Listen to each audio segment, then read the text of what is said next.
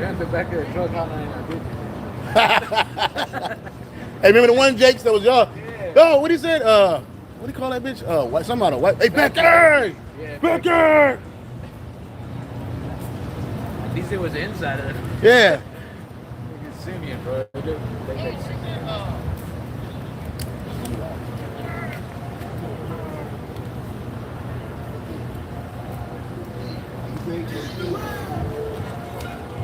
Hey, Castro go. Yeah. What? We gone. We good. Chill. Yeah, I'm trying to tell you, bro. We be out here, man. You see, we outside, man. We really outside.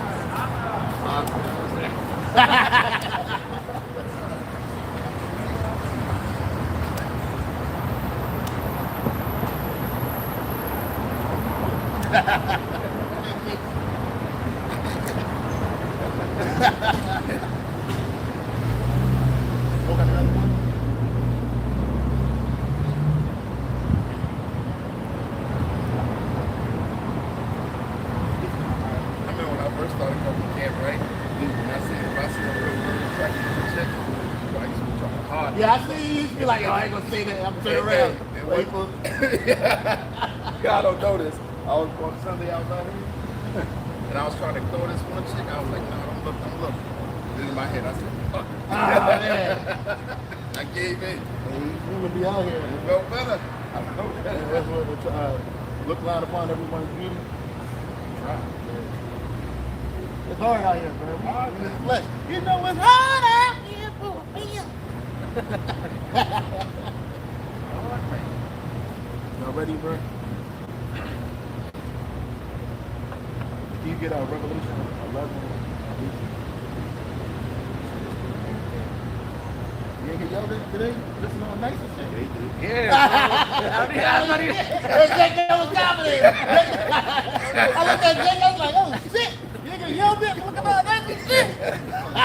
Because he ain't say that. Usually, man. I was telling the brother, I was telling him, I'm like, yo, I just fucking put in a shirt. Yeah, I looked at Jake, I was like, oh, man, that guy's nice as thing. He said, you okay? Yep. I already know what y'all is, man. It's all good. We almost out this weekend. It's a name on the waist, I think. Yeah. All right. You got it? Revelation 11.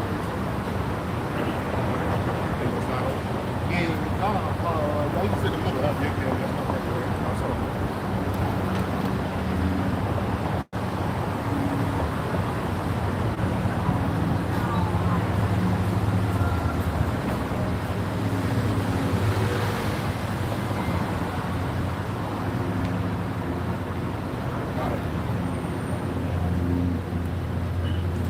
Once it all, giving all praise, honor, and glory to Yahweh, by Hashem, Yahushai, by Hashem, Kakodash.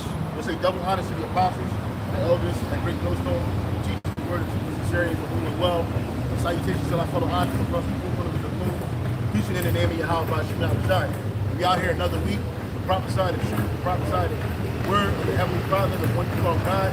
His name is Yahweh, the one you call Yahweh. Jesus' name is Yahushai. Right. Oh my God. Hey, again, we almost out this bitch. You know, we were saying that earlier, we almost out this bitch. And the Most High, Yahweh Shai is about to destroy those that destroyed the earth. Okay, and who are the ones that destroyed the earth? Esau, Edom. This dude talking about, we got a population issue, there's a humanity issue, a global issue, but really, where it says the earth was made to be inhabited. Yeah, because Esau tried to tell you that there's too many people on the earth, so he needs to fuel the population. And that goes back to the Georgia Guidestones. If you ever see, you can type it up. One of their first, so they got their own so-called 10 Commandments. But it's in Wiccanism, and it's on the left-hand side. Right? He says they want to get also.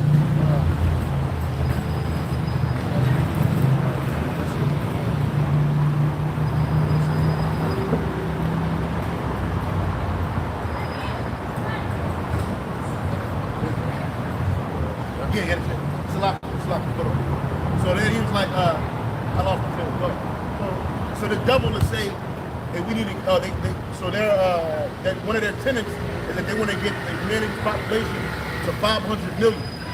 That's a more controllable number for them, right? So they want to take, and then I need somebody to see how many people on the planet Earth right now. Because there's billions of people on the planet Earth. A few years ago, it was over 7 billion people on the planet Earth.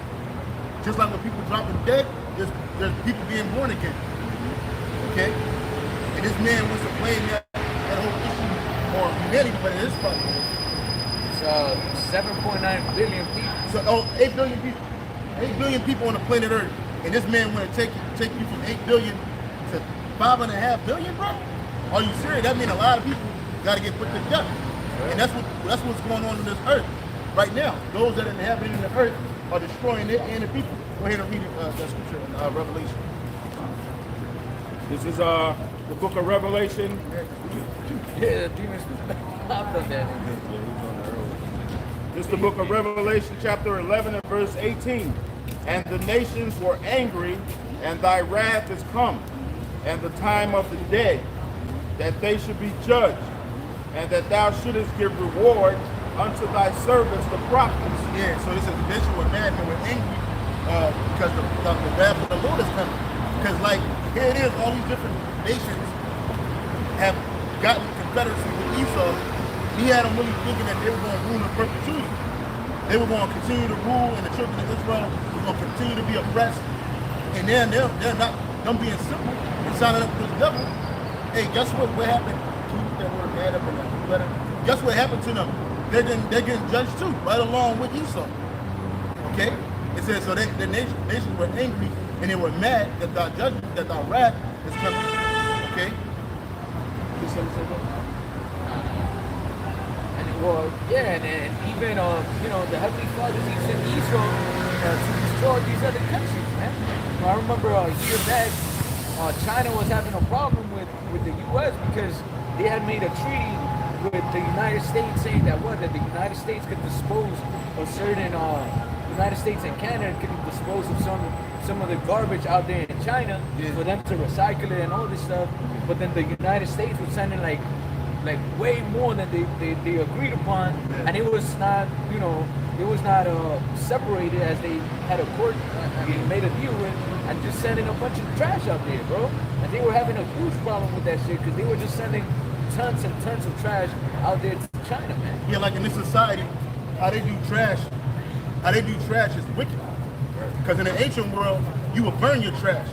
First of all, you didn't have all these plastics, you didn't have all these fossil fuel items, you didn't have all this metal, you didn't have all these different things that are put in the products that you use every day. You didn't have that shit. So if you had trash, it might have been some old garments or something like that, or old dish, you would take it to the trash spot, which was the hanging, and you would burn it. Even though Jake was going out doing wicked shit within there, burning children and all manners of wickedness, that's how you get rid of trash, man. But in this society, what they do, they throw it in the ocean. They'll put it in a place near the ghetto. They'll put it somewhere in another country, like the mother was saying. They have a Landfill. Yeah. They don't burn them. Yeah, they don't burn it. It just sits there. Yeah, and that's wicked, man. Yeah. And what happens with that shit? Comes pestilence, with rotten flesh, comes plague, sickness, okay, animals, all kinds of shit. And it's sitting in a place and they're not doing nothing with it, man. But then this devil will turn around and talk about we need a sustainable environment. Hey, the earth was made to be sustainable, man.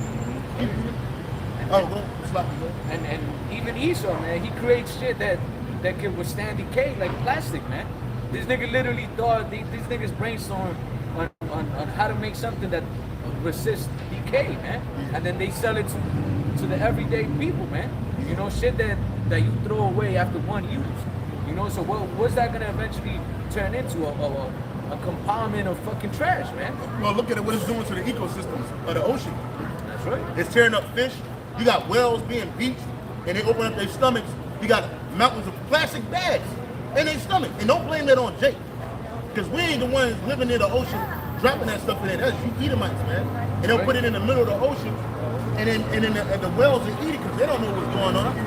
And then they end up dying from poison, man, from the plastic, but the plastic don't dissolve. Their digestive tract don't dissolve the plastic, so it's just there in their stomachs. That's your Edomite's fault, man. You think in the kingdom of heaven you gonna have some shit like that? Hell no, man. That alone is wicked, man. When you had biodegradable stuff like paper bags, back in the day, they used to use paper bags. That was more biodegradable than this plastic. And you don't even know what it takes to make plastic. It's a carcinogen. It's a bunch of carcinogens, man. Carcinogens. Whatever. Carcinogens, man. Carcinogens. It's a bunch of carcinogens, man. Right. And you killing the earth. Can you read that word for man? Was it angry or mad? The nations were angry. Yeah, look at the word angry. Okay. Revelation 11:18, and the nations were angry. This is the Blue Letter Bible definition for angry, or Gizo. gitzo. Yeah, or Gizo. Or gitzo. To provoke, to arouse to anger, to be provoked to anger, be angry, be wroth. Yeah, man, what you got going on with these nations now? All these different nations that jumped in the bed with Esau, Edom, by way of his financial arm, whether it be London or America through the IMF, they're going crazy, man, because they're unstable.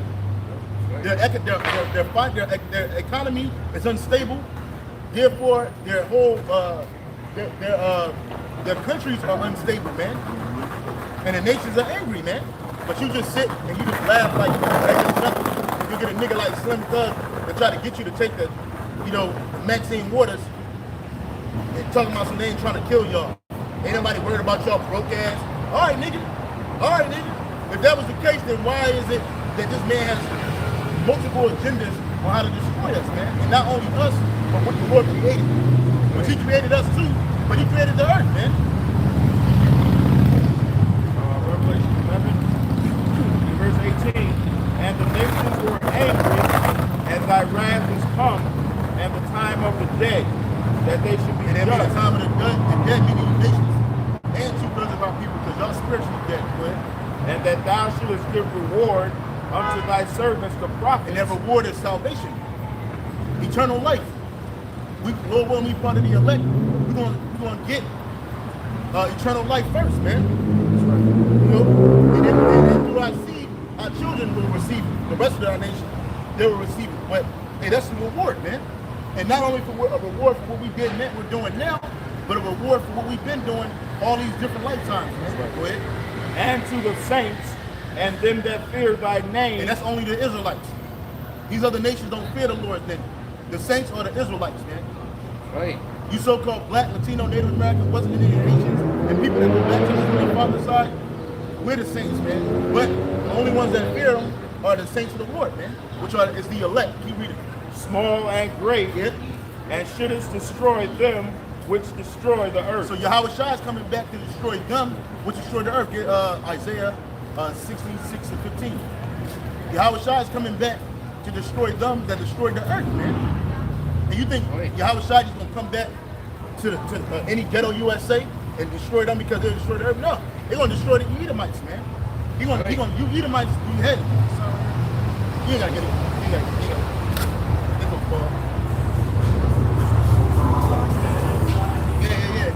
These are the ones that rule the world, man.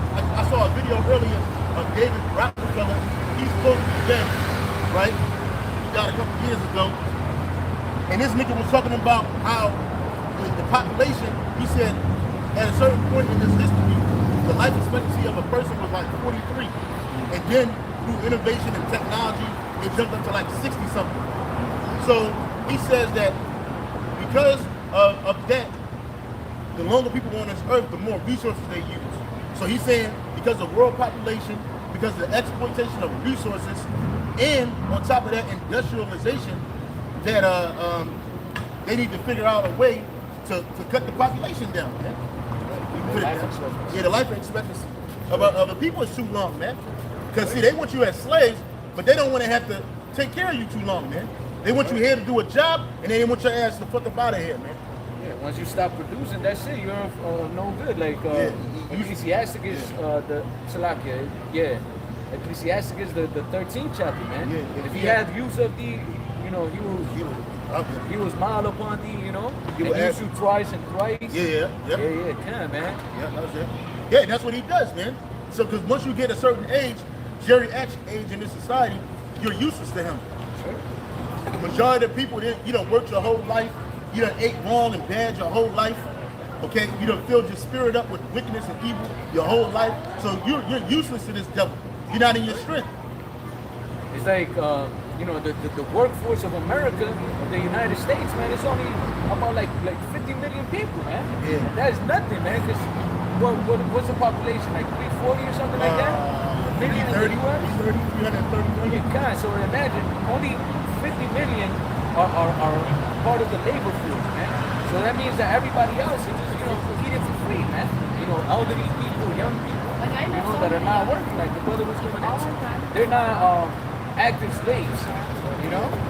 And that's what this devil was referring to, man. They got to get rid of a lot of you useless leaders, man. Like they like to, you know, say. Yeah, and that's right, because that's what they feel like. You just hear you wasting up space that they want. That's right. You know, so the workforce in America is half of America's population. There's 157 million Americans. More than 157 million Americans are part of the U.S. workforce, and many of them, but not all, will spend the Labor Day holiday. Okay, yeah. So that's the world population. See, a lot of you think that this world is just here for you to just enjoy, live your life, live your best life. Okay, do what you want, taking trips. That ain't what Esau wants you to hear for, man.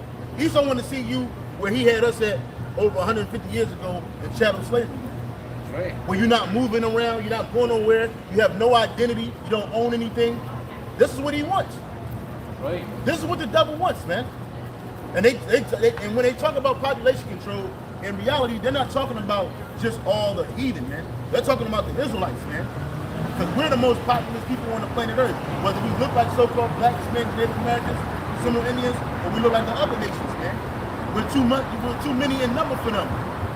The elite is a small group of Edomites. Top ruling class Edomites, man. It ain't a lot of them. It ain't like it's 30,000 Rockefellers running around this motherfucker ruling shit. No, it's a small group that head of that family, man. And everybody else is just with the shits. It ain't a slot. No, I was gonna say, and they recently lost one, David Rockefeller. Yeah, that we just mentioned. Yeah, that's what we doing. Yeah, I think he had a heart attack. So you say. Because You know that nigga had they said he had a myriad of heart transplants, man. And guess whose hearts he was putting in his body? Jake, man. Which the Lord was just leaving that devil around so he can see his judgment, man. And when he comes back, if he's really dead, when he comes back, guess what? The first thing he gonna see is a foot in his fucking face, man. Yeah. Right. He going head first in a hardcore slavery, man. Right. He ain't ready for that. He ain't ready for that. Right now, he better enjoy what he got in the spirit world right now. Because as soon as we get into power, real soon, his ass gonna be one of the first to come back, man. Of the Edomites, man. Before one of you low-level devils get to come back, his bitch ass gonna be right. He gonna be the first head to pop out the dirty vagina of an Edomite woman, man. Right. And he gonna be stomped to shit. And he gonna be getting beat from the day he was born to the day we release his spirit back into the spirit world, man. Right. Because you picture that dude? yeah, I seen it. He right there. He's right there. No, I mean when he the one they use when they say he died. Yeah, that. No. He looked real nasty. He had all them liver spots on his face and shit. And on his teeth. Yeah, he's just disgusted, man, because he eat humans, man. Yeah. You know what I mean? That's the thing. Y'all think it's a game. So the Yahushua is coming back. You got Isaiah. Oh no, go ahead and read Ecclesiastes. Yeah, that up.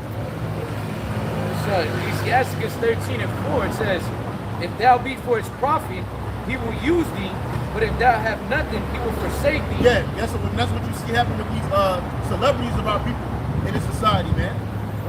Yeah, here it is when you was young. He saw you when you was young and people was listening to you and you was still popular. He would use you for everything, man. But then you got old, your hits ain't hitting no more. What do you do? He forsake your bitch ass, man. That's why a lot of you artists, you died broke, man. Aretha Franklin died with no will. Her whole life, she just took cash. She never took checks. Yeah, she's a dumb bitch, man. She ain't had no will. That nigga, Red Fox, died broke as shit. The feds came in there and took the rings off his dead body, man. James Brown, another one. Michael Jackson, another one. All these artists that you think is popping, look at Prince, man. Prince ain't had no control of his finances and shit when he died. That's why his family arguing about his estate now. And they pimping out his estate right now as we speak. Take this nigga house into a museum, man. You see? And this what they done. They ain't take no time to do it either. You know, that shit's gonna happen with the regular everyday American, man. You know, they doing it to this day, man. They, you know, they tell you that the so-called tax money that you pay every year is for your pensions and all that shit. They stealing a lot of that money, man. And then when all hell breaks loose, man, all those, you know, healthcare and pensions, 401k, all that shit is gonna be done away with, man. Because Esau's gonna want his money back, man. And you motherfuckers don't have the money to pay it back. So when it's time to collect, guess what? He's gonna dry you out, man. And that's what he does. So he goes to these different locations of the world and do the same thing to people, man. He do this thing. He don't just do this to people. He do that shit to countries, man. Hey, look at Bolivia, man. Look at Bolivia. Look at Venezuela. Look at Brazil. Look at all these places in South America that's unstable as fuck. You know what I'm saying? Why is it like that? Because Esau, he drew what he could out of there, and then he capped off what he continued to make out of there, and he just left the people for dead, man. That's why you got Colombia, Brazil, Uruguay, all these people in these places, they got favelas, man. People living in the mountains on the hills and barely scratching and surviving, man. They gotta resort to murder, death, kill, drugs, fraud, all kinds of shit, man. Right. So when this devil is done using you, when this devil done using you, hey, he gonna kick you to the side like a dirty hoe, man. Right. Yeah. Says if thou have anything, he will live with thee. Yeah, he will make thee bear and will not be sorry for it. Yeah, hey, that's what happened with the Hawaiians over here, man. And they're not our people. But guess what? They jumped in bed with this devil, and Esau became the power behind the throne. And when he was done using them niggas, casting them out, man. While you little people can argue about Hawaiian sovereignty and all that other bullshit, Esau just welcome to the moon, man. On top of that, he put one of his own on your throne, man. So now you can never get it back, man. You can never get it back. Then you think it's gonna be a Hawaiian sovereign sitting on the throne moving shit? You ain't gonna have nothing. Can you imagine if Hawaii was a country? They'd be poor as shit. They'd be poor as fuck if they didn't jump in bed with Esau. Right. And Esau could use this as a military stomping ground, a dumping place, a place of leisure. He couldn't do that. Hey, guess what? This place would be a fourth world country, man. Like Haiti, huh? Yeah, like Haiti, man. Especially if they didn't port back. See, you got all these fucking heathens, dirty heathens, scratching their ass, walking up and down the block, man. They're a bunch of filthy people, man. They think it's good, but guess what? Their ass is going in slavery too. Because Esau used y'all, and he got you in a trick bag. And when he done using you, that's what he gonna do. The same thing he always do, man. Cast you to the side. Verse 6, if he have need of thee, he will deceive thee and smile upon thee and put thee in hope. He will speak thee fair and say, what wantest thou? Yeah, he put an arm around your shoulder and like, hey man, what do you need? What do you want? Anything you got? Hey buddy. Sure, come on, get it. I got everything for you. Look at all of these riches you can have. Look at all these bitches. Oh, you my brother. What you want, bro? And then he'll have you niggas in hope. And niggas be falling for that shit. That's why the scripture says, lest Satan should get the advantage of us, we are not ignorant of his devices, man. Right. And 2/3 of our people are ignorant to this man's devices, man. Oh, they wouldn't do that. Why would they do that? It don't make sense to you, but to the elite, that should make all the sense in the world, man. That's right. Never trust thine enemy. Never trust thine enemy, man. Right. Verse 7, and he will shame thee by his means until he have drawn thee dry twice or thrice, and at the last he will laugh thee to scorn. Oh, when he seeth thee, he will forsake thee and shake his head at thee. And what they do to Bill Cosby, man. For years they had this nigga the face of jello gelatin, man. Pork fucking products. They was shoving down our throats as kids, man. And they had this nigga, he was America's dad. This nigga was America's dad. But then when they got through with this nigga, man, everybody blamed it on the CBS acquisition or some shit like that. It wasn't about that shit. The nigga ain't do something he was supposed to do. He got too old and they didn't need him. So what they threw that nigga in prison. And now they shake his head. Now Bill Cosby is the face of has-been, man. Because he don't need you no more, man. And that's what Esau does. That's what Esau does, man. He'll throw you dry twice, gay thrice. And then when it's all said and done, they'll shake his head. Look what they did to OJ, man. Right. You know what I'm saying? They say he killed his wife and then somebody else. He beat the case, and what happened? They shook his head at him. This nigga was jumping over cars for hurts. This dude was jumping over cars. This dude was catching footballs, running 1,000 miles an hour, and then look where he at now. He's nothing.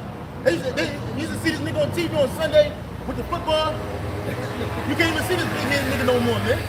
Why? Because they use him for what they needed to him for. He was a house nigga.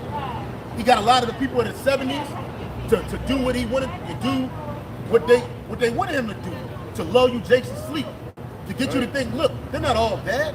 And then OJ thought he was white. He wasn't running around with niggas. He was running around Edomites, man, playing at the golf. It's like that nigga Michael Jordan, man. Look, Michael Jordan, he's the same way. And And Michael Jordan been the spot his people, man. You know what I mean? But he don't care. And that's all those elites. Like, them niggas ain't elite. That's all them top superstars and celebrities, man. They give a fuck about their own people, man. Look, Edomites always smiling and shit. That's the devil, man. Throwing a thumbs up, you fucking demon. Ain't nobody dealing with y'all. Always smiling, man, like a nigga that did something wrong. He's trying to smile and make everything good. And she's shaking her head, looking like, they use nigga every day in their household, man. Call you jakes, niggas and blacks, stinks. They wouldn't want you with their daughters. Shaking your fucking head. You wouldn't want us with your fucking hoary daughter. Get the fuck out of here, man.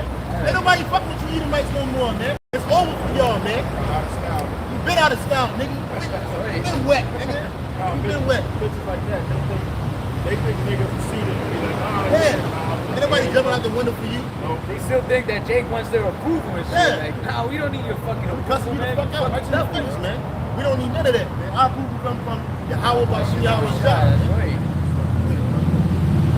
Isaiah 66 and 15. Yeah, bring that up.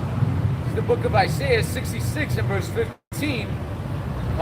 For behold, the Lord will come with fire and with his chariots like a whirlwind to render his anger with fury and his rebuke with flames of fire. For by fire and by his swords, Isaiah 66 and 15, for behold, the Lord will come with fire and with his chariots like a whirlwind to render his anger with fury and his rebuke with flames of fire. That's what the Lord is bringing, man. Everybody think that the Lord is look like a so-called man and he's coming back for peace. You got a lot of people on TikTok now saying that they're going to have a fake and alien invasion to try to get the people to follow Esau's lead. If I ever see any so-called alien, any ship, spaceship with an Edomite jumping out or even talking to an Edomite, we already know it's fake. You ain't going to get us. You ain't going to fool us, nigga. But we already know that Yahweh Shai is an angry black man. He's coming back to fuck you up, man. Right. If your whole establishment is not being destroyed, if it's some shit about, oh, we're going to sit here out here, we're going to talk, and we're going to try to mediate, that's a lie. Because Yahweh Shai said he's coming back with fire and flames of rebuke, man. That's right. The earth already going to be out of order, out of course. The earth already going to be erupting in chaos, man. The Third World War. The nuclear war, man. The last world war to ever happen, man. Right. And you know what? Whose establishment is going to be destroyed? Esau Edom. America, Europe, all that shit. You're going to be done. You're going down. Your military, he's going to destroy your militaries. All of them. So you ain't going to have no fighting force. Right. What you going to do? So again, if we see a so-called, because there ain't no alien invasion. We know that it's the Israelite invasion, man. Right. The Yahweh Shai is coming back, bro. With the heavenly host of angels. All of them. Angry, fierce, black men. And it's gonna be bad for you, man. It's not gonna be good. Right. Because you did his people dirty. You had us down here living like Alien Nation. Brothers need to check that out, man. It's a show that came out back in the day, man. Yeah, Alien Nations, man. They had a fucking these bald-headed, crazy ass looking Edomite creatures, but they were like humanoid. And they were looking for a place to live. And they came to America. I don't know why, but they came to America. And then the free. Yeah, the land of the free. And then what they do, they put them in the good. They treat them worse than niggas, bro. They treat them just like niggas and niggas, man. They treat them just like black and Latinos, man. Put them straight in the ghetto, man. Look for all the Uncle Toms of their nation to sell them out, man. Drinking spoiled milk. It's like I watched the trailer yesterday. I was about to start watching movies, but I knocked out. But I was watching a trailer of this movie with this nigga. Damn, what's his name? Whatever. The name of the movie is Infinite. Oh yeah, Mark Wahlberg. Yeah, kind of. And then he said something like, "Oh, if you would remember who you are, you would be basically unstoppable, man." You know, and they were trying to destroy him. Like Esau, like the agencies of Esau were trying to destroy the dude, man, because he knew that he had power. Like these niggas know who we are, bro. That's why they're trying to do what? You know, tell you that you're not the Israelites. Tell you that you're, you know, African American, Latinos, Indians. You know, everything but the truth, man, because they know once the people of the Lord wake up, hey, the Lord's Son is soon to be coming, man. And that's it. And they know that their time is short. This is the book of the prophet Isaiah, chapter 63 and verse 4. For the day of vengeance is in mine heart, and the year of my redeem is come. Yeah, so Yahushua is in the heavens right now with the Heavenly Father. He's on the right hand side of the Heavenly Father, and all he can think about is getting back down here and fucking y'all up, man. For payback for what you did to him on the cross, what you did to his people, what you're doing to his planet, okay? What you did against his father's law, statutes and commandments. He gonna fuck you up, man. That's right. It says the day of vengeance is in mine heart, and the year of my redeem is come. And who is he redeeming? The children of Israel. That's right. You know, he coming to redeem us, man. Because see, y'all like to run around with this narrative that we're all the same. Because we look like you. We got our arms and fingers. We got red blood, blue blood. When oxygen hit it turns red. So you get like, oh, yeah, we're all the same. You see us struggling, going to work every fucking day. But we're not the same, man. We're separate from you nations, man. Hey, our nation is the only nation that's never going to work again. Ever.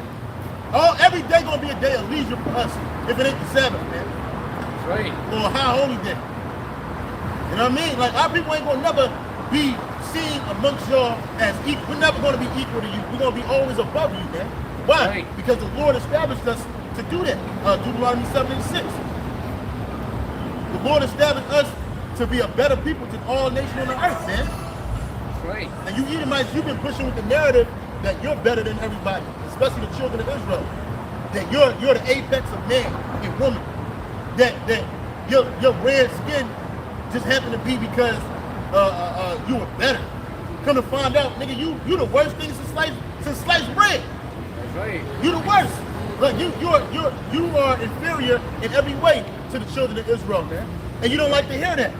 But your whole life you spent pushing so-called white supremacy on our people through religion, through academia, through media, okay, through literature. You did that. Our people ain't gotta write it down and tell you. The Lord already said it.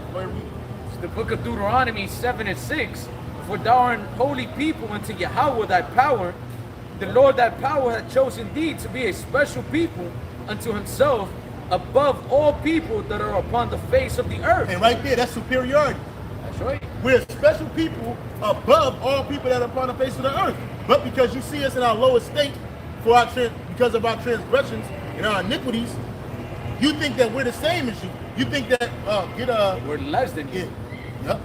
And get Ezekiel chapter 25, start at the top. Because all you nations think that way. All these other nations, especially Moab and Ammon, they really believe that we're just like any other nation. Yeah. How a motherfucking incest baby gonna look down on you? I saw some shit yesterday on YouTube, and they had a tattoo competition in Japan, and these groups tatted up like a motherfucker. I'm like, man, that's straight up adhesive discipline, man. The whole backs, man. Not with just etchings and shit. No, they was like the whole picture. Hey, they got all the paper in the world, man. You can just put that shit on a canvas. Instead, you want to put it on your bodies, man. This is the book of the prophet Ezekiel, chapter 25 and verse 1. The word of the Lord, Yahweh Shai, came again unto me, saying, Son of man, set thy face against the Ammonites. Yeah, the Ammonites are the so-called Japanese, man. Their biblical nationality is that of Ammon. Go ahead. Ezekiel 25 verse 2, Son of man, set thy face against the Ammonites and prophesy against them. Yeah. Verse 3, and say unto the Ammonites, hear the word of Yahweh thy power, Thus saith Yahweh thy power, because thou saidest, Aha, against my sanctuary, when it was profaned. Yeah, because you see, and the sanctuary is us, the Israelites. We are the sanctuary of the Most High. And when we were profaned, that means we were outside of our temple. We were doing things that were wicked and evil, idol worship, following the ways of the heathen, breaking the law, setting the commandments of the Heavenly Father. So when you saw us going down, because there's a scripture in scripture, I know it's in Judah. It talks about if there be this people, you know what I'm talking about? It said that if you were with our power, then y'all go up against us. So it's basically futile. But if there was anything wrong with us, then the Lord wouldn't be with us, man. So they knew that whenever we were in line with our power, we ain't got to get it right. Yeah, you got it. Exactly. Oh, yeah. It says, so they knew that whenever we were in line with our power, everything was good. Nobody could touch us. But whenever we would go off, or whenever we were out of line with our power, he would let the nations overcome us, man. And that's what we're in right now. The nations have overcome us because of our iniquities, man. And it's for our punishment. But we still ain't the same. We ain't like the other nations, man. And so what they did was they came, you read Psalms 83, you ain't gotta get it. You read Psalms 83, they came as a confederacy together. It was like, let's keep them, let's separate them that they could be a nation no more. Let's erase who they were. Let's call them black, Negroes, Latinos, Native American, Greeks, whatever. But do not call them Israelites. Do not call them Yasha. Don't let them know that that's a part of their history. Because if you do that, then they're going to go back to their God. They're going to turn back to their power. So what they did, they came as a confederacy and said, let's basically blot them out. And that's what they've done. But guess what? Through the spirit of power, Gmshawaii, and we're back, baby. The Israelites, and we're better than ever. We're going to be better than ever. That's right. And more proof of that is whenever you see the United Nations get together, and they usually show it on TV or whatever, right? If you look at all those countries sitting at the tables, there's a person representing every country on this planet. Every nation on this planet, except Israel. And there's an Israel, but it ain't the real one. Right. So technically, it's not Yasha. Ain't nobody representing the Israelites. The real Israelites. Ain't nobody representing us. Even with those Hispanic nations, those Latin nations, they're not representing the children of Israel. They're representing what Esau has established. Right. There's no true ambassador for Yahweh Shem. Yeah, that's right. The true ambassadors of the Lord are Hispanic. The prophets. That's right, the prophets. This is Judith 5 and verse 20. It says, now therefore, my Lord and Governor, if there be any error against this people, and they sin against their power, let us consider that this shall be their ruin, and let us go up, and we shall overcome them. Yeah, so whenever we sin against our power, is that what he said? Yeah, they sin. Whenever we sin against our power, it was always our ruin. Meaning, and you can read about that in Judges, Joshua, all of that. Whenever we messed up, whenever we broke the Lord's commandments, it was always our ruin. Right. It was never our success. Go ahead. Verse 21 says, but if there be no iniquity in their nation, let my Lord now pass by, lest their Lord defend them and their power before them, and we become a reproach before all the world. Yeah, so, and then if there's no iniquity found in the elect, man, even though we're suffering, there's no iniquity found in the elect, man. So when the Lord comes, he's going to judge you nations, man. And then on top of that, in the kingdom of heaven, we're going to be 100% righteous. So there's not going to be no iniquity found in us at all. So then guess what's going to happen? You nations, you're going to be done, man. Because we're going to be aligned with our power. We're going to be 100% righteous. Right. See, the Lord is, see what you Edomites and you heathen nations don't really understand? The Lord set us up to go up, man. He programmed us to do wickedness and sin against him. So that he can what? He can show his power. That's right. And educate us at the same time. How not to live in wickedness, how to live in righteousness. Hey, this is what happens when you live in unjust. This is what happens when you break my law, set the commandments. You go into hardcore slavery, you lose your identity, okay? The heathens, your enemies, they overcome you, okay? You're gonna be the last, not gonna be the head. Right. So this is what happened. And then on top of that, he did it because he promised our forefather Abraham, who was his friend, man. They were squad, they were friends, bruh. They were friends. he was Abraham's righteousness was superseded all of ours, man. So what ended up happening? He keeping his promise. What? Just because we fucked up, you think that the Lord forgot about us? You think just because the Lord we messed up in the sight of the Lord that He forgot about us? Hell no, man. The Lord remember us, man. He remembered His promise. He said, "I do not this for your sake, but for my sake, for my word's sake." And who did He give that word to? Abraham, right? Isaac, and Jacob. That's right. So the book of Isaiah 49 and verse 16. Well, let me get it. Isaiah 49 and 14, it says, "But Zion said, the Lord has forsaken me, and my Lord has forgotten me." Verse 15, "Can a woman forget her suckling child, that she should not have compassion on the son of her womb?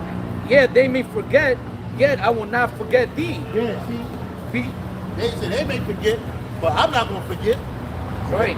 Verse 16, "Behold, I have graven thee upon the palms of my hands, thy walls are continually before me." Yeah, that's right.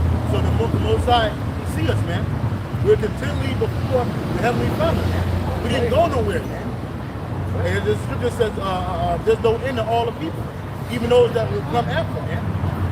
Okay? And that's another precept that proves that the replacement theology is all bullshit. It's man. all bullshit. Because the Heavenly Father said that He will not forget His people, man. And who are His people? The so-called Negroes, Latinos, Native Americans, and Seminole Indians, man. We're Israelites, man. That's right. And those are the people that are going to receive the kingdom of heaven, man. You are the heathen nations, man. You're going to have a part in the kingdom, but you're going to be our servants, man. Just how we are servants unto Esau, Edom, the so-called white man today, all you other heathen nations are going to serve us in the kingdom of heaven, man. Yeah, see, like right now, when you mention, hey, I got a question since you watch it. Hey, you think slavery is bad? Yeah. Okay, so you like, because like when you think of slavery, you kind of think of what happened to our people, right? Right. Right. But according to the Bible, slavery is biblical.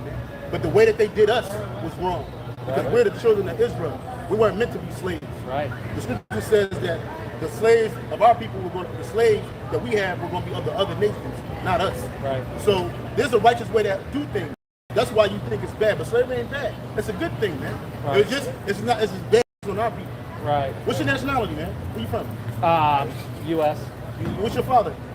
What? Is your father like Irish, Italian, German? Irish, yeah. Irish? Yeah, you look like an Israelite. Yeah. Yeah, you're our people, man. Yeah. You're not white. You Yeah. look white, but Right. you go back to our people. Right. You're an Israelite. They used to treat the Irish, they call them the niggers of Europe, man. Right. And they got pushed out of Ireland too, Yeah. to the Caribbean islands, right along with the darker skinned Irish. They Right. look like you. Do you guys know what tribe you're a part of? Yeah, well, through the spirit, I'm a Judite. He's a Judite. He's an Asherite. But hey, we're just Israelites, man. And at the end of the day, that's what you want to worship. I hope that you are. You don't want to be part of the Edomites. Man. You don't want to be like them, because they're going to a hardcore slavery. They're going to be destroyed. Okay, and like you said, slavery is wrong, but no, there's a correction. Slavery is coming back in a big way. Get that scripture in Deuteronomy. So I'm in Revelation 13 and 9. Because this is what the scripture says. It's not what I said. It's Jeremiah 13:16. Go ahead, 13 and 9. Revelation 13 and 9 says, "If any man have an ear, let him hear. He that leadeth into captivity shall go into captivity." So that means if you put somebody into slavery, you're going to go into slavery. So what happened to my people? Not just the so-called black, but even the Latinos and Native Americans went into slavery. Yeah. Guess what? Who put us in slavery? The other nations. The so-called white man, the Africans, and the Arabs, man. Guess what? They're going into slavery. Not only just them, but all the nations, boy. He that killeth with the sword must be killed with the sword. Here is the patience and the faith of the saints. So they killed us with the sword, and you can see that. We got pictures about it. Jim Crow era, the hanging era. You killed our people with the sword, guess what? They got to be killed with the sword. That's righteous judgment. If I steal something from you, I have to repay what I stole back from you 7 times. If I kill you, I got to be killed. Not thrown into a prison for 15 to 20. Right. Okay? So, all right, man. I'm sorry. Let me know what's up, bro. God bless. Take it easy. All right, you too, man. If you kill somebody, you got to be killed, man. And see, they don't like the world. They don't like to hear that kind of judgment. What other judgment is it? I saw some, bro. I read something last night. I was watching a series called Narcos on Netflix. And a lot of those jakes that were into that drug dealing shit, a lot of them got crazy years, man. Like, so they basically want to repay me. Yeah, no, worse. One nigga got 5 life sentences plus 1,000 years, bro. Yeah. And another dudes, they got 30 life sentences plus 2,000 years, man. Yeah, that's wicked as shit. Man, I was telling dude, I was telling my neighbor I was watching it with him. I was like, man, hey, he's like, don't you think that's just? Man, it's not just. I was like, he should be killed. Why would you do that to him? Like, because if I was sitting in court and you telling me I got 5 life sentences, at this point I'm not even caring about judgment. Because I'm never leaving. I'm like, I'm good. I'm here forever. I mean, if you tell me I got 5 life sentences plus 1,000 years, nigga, please, man. Hey, just send me, nigga be ready to get back to the cell. Like, man, fuck all that, man. I'ma die before that happens. I'ma die and go to the spirit world and be better.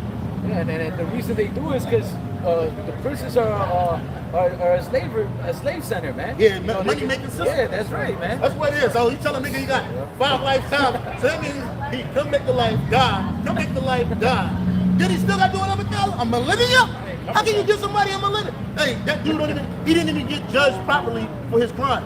Unrighteous judgment. That's an unrighteous judgment, man. The righteous judgment is he killed that man. He gotta go. He got to go. He can't walk the earth no more. Oh, you think he said that's too quick, that's too easy. See, you think like an Edomite, man. You trying to, that's unrighteous. That's overkill. You're trying to prolong or delay judgment to see if you got a chance to get out of judgment. Yeah, that don't make no sense. And enough paperwork and enough finagling, he'll get out the life sentence. Yeah. Like the one dude that actually got the DEA agent killed, they gave this nigga, he said he ain't had nothing to do with it. They gave him 40 years. Guess when this nigga got out of jail? 2013. And now he's on a run with a 20 million bounty on his head. They're never gonna catch that man. He's out. He's out of prison right now. And he was a dude that sanctioned for the DEA agent to get kidnapped and killed. They had a nigga in Colombia, bro. This nigga molested, raped, and murdered a bunch of kids, bro. Like over 200 or something kids, bro. And they gave him like a shitload of years in prison. And he recently got out too, like 4 or 5 years ago. It is. When that nigga should have been put to death, bro. Immediately, as soon as you grabbed him, y'all did the little counsel, you found out that he was guilty, he should have been put to death right then and there.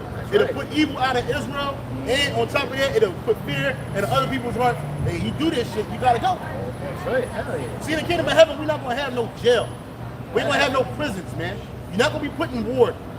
If you do something that go against the Lord's laws and commandments, no mercy, you done. No 3 hops in the cot, no 24 and 1, I mean 23 and 1. If you get found out, if you murder a man, if we found out the day that you did it or whenever you did it, because it's gonna be kept, we're gonna know. Guess what? You dying that day. Because we're gonna know the truth. You ain't gonna have to, you're not gonna sit there and try to talk your way out of it. You killed this man, you dying. Wow, get him out of here. See you next time. If a woman jumps into a fight between 2 men and she strikes a man in his genitals, her hand is getting cut the fuck off, man. Right then and there on the spot. Because she shouldn't have did it. We don't care that you trying to help your man, none of that. You was wrong. If you commit bestiality, you dying that day. You in an animal. Poor animal. That's what we gonna say. Yeah, that animal ain't gonna do shit, bro. Right. We're not gonna think about the woman or the man that did it. If you commit adultery with another man's wife, you get put to death that day. And if she didn't yell or scream, if she was complicit with it, she get put to death. Right. If you rape a woman and she was betrothed to a man, guess what? You get put to death. That's the judgment of the Lord. An eye for an eye, a tooth for a tooth. Right. Because in this society, people do all the list of myriad of things that we just said, and they get away with that shit, bro. You got enough money, you got enough influence in this world, you get away with it. Okay? If it's your lucky day, you got a good lawyer, he can finagle and talk his way out of it. Oh, you see, this is the law. This is what it says in the law. So you gotta let him go. So the whole case gets thrown out. Yeah, look at the elite of Esau, man. You know, them niggas are committing mass murder every day. You know, with these wars, with famines, all that, all those things could be avoided, man. But these devils, for gain, they let this go on, man. You know, and then that day we were going into it was the nation of Israel is gonna be a nation of righteous judges, man. You know, so there's not gonna be respect of persons, none of that shit, man. Whether you high in society or low, you're gonna be judged according to the law, man, which is righteous. I am the law. That's right. That's my name. Judge Dredd. I am the law. You know, he was a judge, jury, executioner that day. That day. That nigga ain't go to jail.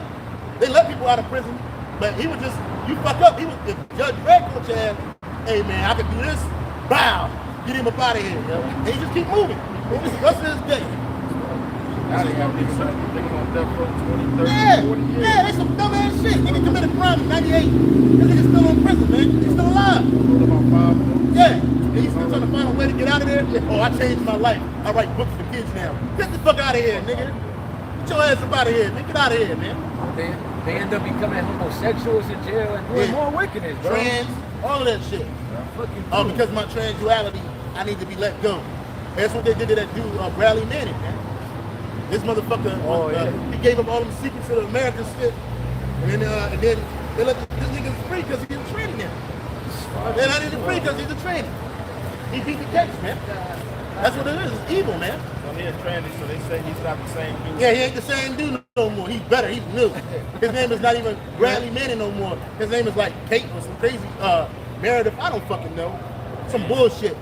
He let his hair grow. Now he's a trainer. the new and improved version. The new and improved version of an Edomite. Fuck out of here, man. That's why this place gotta go. Y'all, you see a black woman with a little Edomite friend, look like a lesbian. Yeah, hell yeah. They both look like lesbians. And they over here upset. Why you upset? It's the truth. This place is unjust. Hey, go, Isaiah 10 and 1. You get you got it? Get some else? Isaiah 10 and 1. You get I'm sorry, bro. Can you get Isaiah 5:20? This is the book of the prophet Isaiah, chapter 10 and verse 1. Woe unto them that decree unrighteous decrees and that write grievousness which they have prescribed. Oh yeah, those unrighteous decrees are what? Like all these unrighteous laws, man. You know, we just mentioned a couple of them, you know, and Esau has a bunch of them, man. You know? They'll lock up Jake, an Israelite man for life or for weed or for, you know, some not dumb charge for crack. Yeah, for nothing. Hey, one rock of crack got you 5 years. Yeah, no probation, no nothing. And you have Edomites that completely murder people. They go into fucking, you know, rampages and kill a bunch of people, and they get probation, man. You know. And I was doing a lesson earlier, man. You had this fucking woman in the UK. She fucking left her daughter to die, bro. And this bitch got 9 years, man. She should have fucking been. She got put to death. Yeah, hell yeah. She was outside. She was outside for a week, bro. She left this little kid in the house by herself. It starved in a week, bro. To go celebrate her fucking her son, birthday. Bro. She was celebrating her birthday for a week. That shit is wicked, man. Hell yeah, bro. That's why you ain't supposed to have no fucking birthdays, man. It's better. This is better is a day of one's death than a day of one's birth, man. Ecclesiastes 7 verse 1. Yeah, man, you bugging out, man. That kid was in the house by himself. Starving. Moving on herself, everything, bro. And died of starvation. That's what the scripture says better to die of a sword than to die of famine. Because by that, you pine away, bro. Imagine a little she kid. probably wasn't feeding the kids properly prior to it and dying. True, bro. So she could party a whole week. A whole week, and the bitch gets 9 years. Yeah, the people that get away with crime in this world are women and white people, man. Y'all get away with that shit, bro. They got niggas still in jail for selling weed. Yeah. Like this nigga's got like 20 more years. Even though he's been legal for like 10. He probably committed more crime because of this shit. You know what I mean? Oh, you fucked up. This is America. And then you get another 5 years added on to your sentence. What? That was in that one? I like to read it again. Yeah. This is the book of the prophet Isaiah, chapter 10 and verse 1. Woe unto them that decree unrighteous decrees, Esau, and that write grievousness which they have prescribed. Right, so meaning destruction unto you, man. And that's why one of the many reasons why the Lord's gonna come destroy you Edomites, man. Yeah. You know, you prescribes law to one, you know, blaspheme the name of Yahweh Shemel Shah, destroy his people and the earth, his creation, man. You know? You heathen people ain't fit to judge. That's what we understand now. We understand that the heathen are not fit to be any seat of judgment, man. But this is what happens. And that's all. They go for all you nations, man.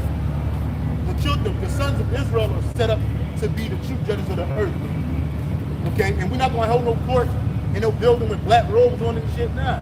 When we come to visit you, y'all gonna be happy, which you should, like that sister's dream. Y'all was happy, whether we were gonna do something righteous to you, something bad to you, something good to you, or something evil to you, man. You're gonna be happy. We're gonna judge you, man. We ain't gonna be sitting there all day. I got shit to do. Let's get this shit over with, man. Yeah, Jake Esau had you in a room, fucking scared, shaking this shit for hours, cold as fuck. They turn the air conditioner up on you and shit. The lights flaring in your face. You don't know what the fuck's going on. You like, fuck. Court will resume in 1 hour. Yeah, make the fuck out of here, bro. Let me know what's going on, bro. And then they look at you with that crazy ass stare. You look at the paperwork like this. Look back at the paperwork. Not guilty. Nigga, you should have told me that, bro. Fuck, man.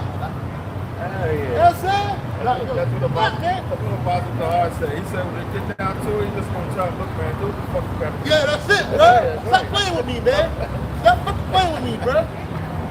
I ain't do this shit. You know I ain't do it. Yeah, do what you gotta do. I said what I said. I did what I did.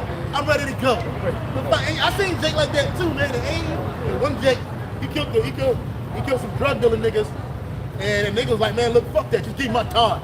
Yeah, he was just ready to go. He already knew he was guilty. He was just ready to go. All that bullshit, man. Stop talking to me. You're not gonna convince me. I don't want the shit. I don't want nothing you got. Let me get the fuck out of here, bro. I'm ready to go. I've been tired. Playing with your emotions. Yeah. Playing with my fucking emotions, man. This is the book of Isaiah 5:20. Woe to them that call evil good and good evil, that put darkness for light and light for darkness. And that's what Esau does. When in a society, they put darkness for light. While you're screaming about equality, homosexuality and lesbianism has nothing to do with equality, man. You hijack the civil rights movement, and then you push that vibration out to that it's all about equality. But you could hide your homosexuality. We can't hide the fact that we're black, Latino, Native American. It's evident on us, man. You run around here, you talk about equality, but ain't nothing equal in this society. Ain't nothing equal in this society, even with so-called feminism. That ain't about equality. That's about a woman being able to rule over a man and switch back to being a woman when she feel like it. That's what that shit is about. Ain't got nothing to do about equality. You people don't know what equality is, man.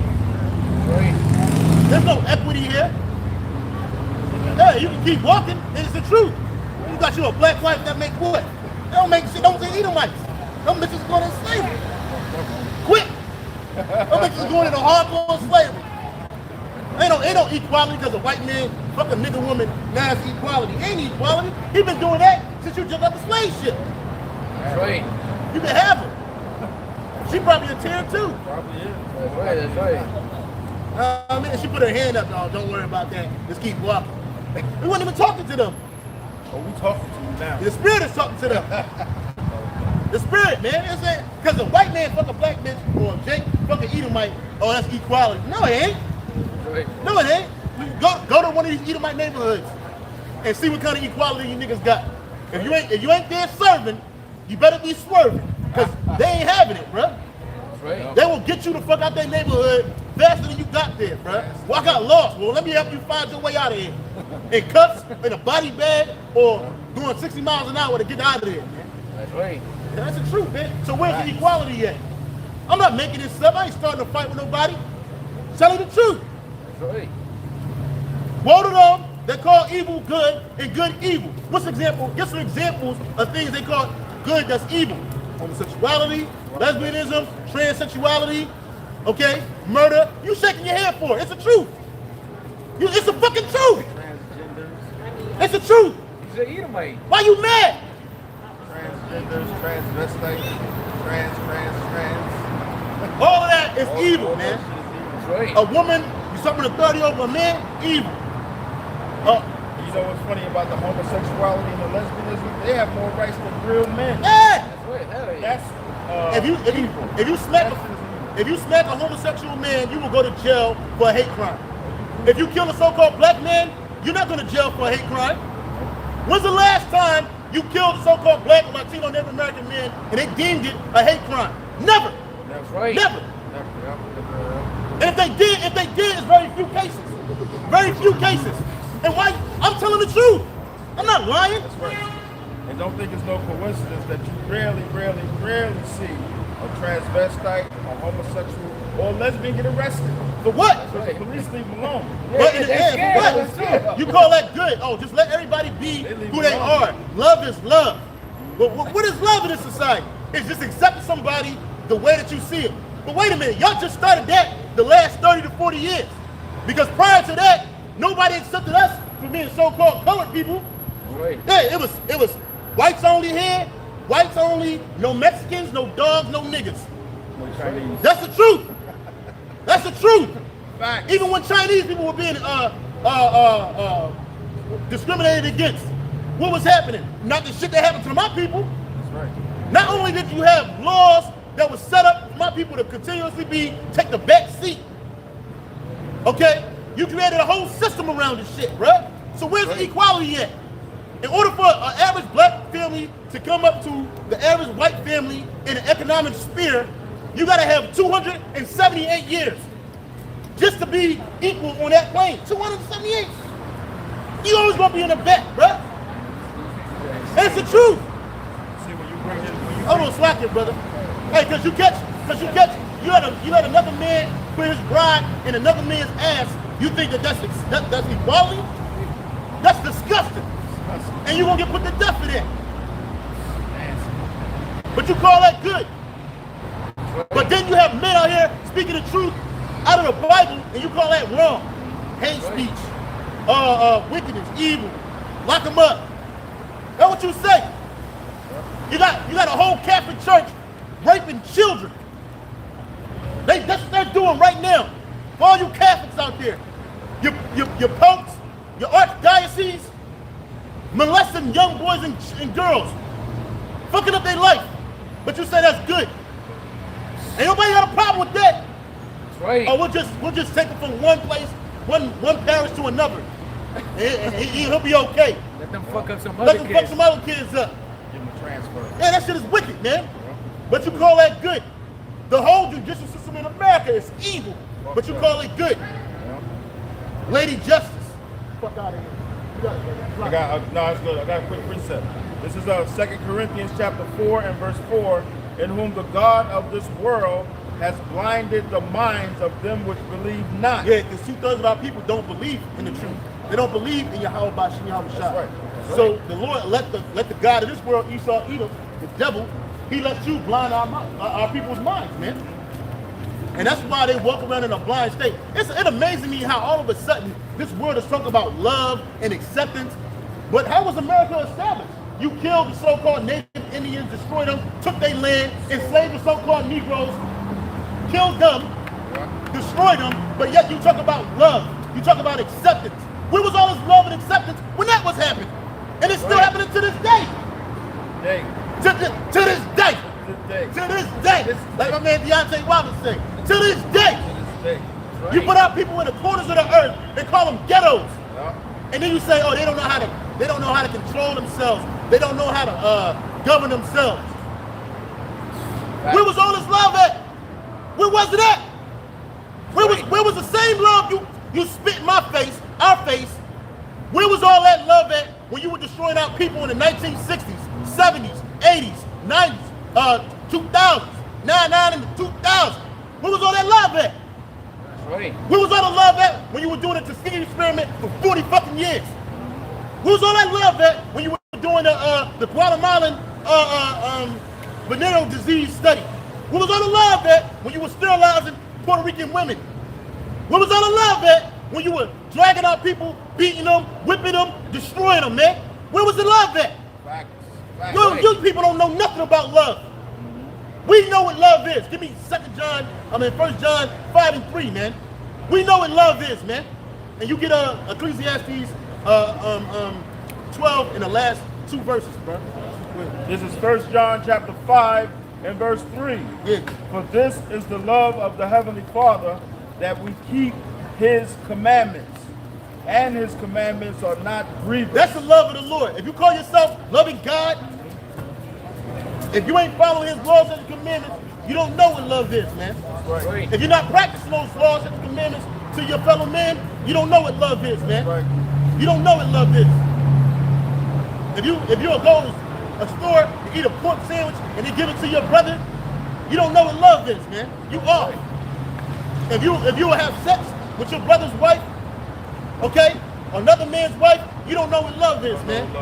Right. You don't know what love is, man. If you'll steal from your brother, you don't know what. If you'll lie to your brother, you don't know what love is, man. Right. Cut it out, man. Cut it out. I read it again. Go ahead. This is 1 John chapter 5 and verse 3. For this is the love of God, the Heavenly Father, that we keep His commandments, and His commandments are not grievous. And it ain't grievous, man. And when you look up grievous, man, what is that? Well, look up grievous in a blue letter. Because it's not grievous, man. Oh, man, what you mean I can't have sex with another man? Come on, bro. All the women in the world. And a lot of these bitches is lonely, chilling themselves off at night. Bro, you don't need to deal with another man's wife. You can get your own. Right. You can get your own plethora of women, bro.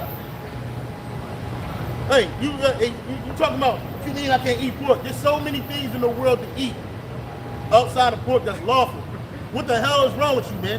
A nigga will frown his face up. You be like, yo, man, you want some of this lamb sandwich? What? Lamb? Yeah, hell yeah. Yo, you want some of this pork? Hell yeah. That's what somebody said to me, bro. I was like, Disgusting. have you guys ever eaten bison? They were like, oh, nah. And I'm like, what about lamb? It's man good. Nah, you stick to your exotic needs. I'll keep eating chicken and pork. I'm like, yo, this fucking He nigga's done, a man. fool, bro. He done. This is the definition for the word grievous. In 1 John chapter 5 and verse 3.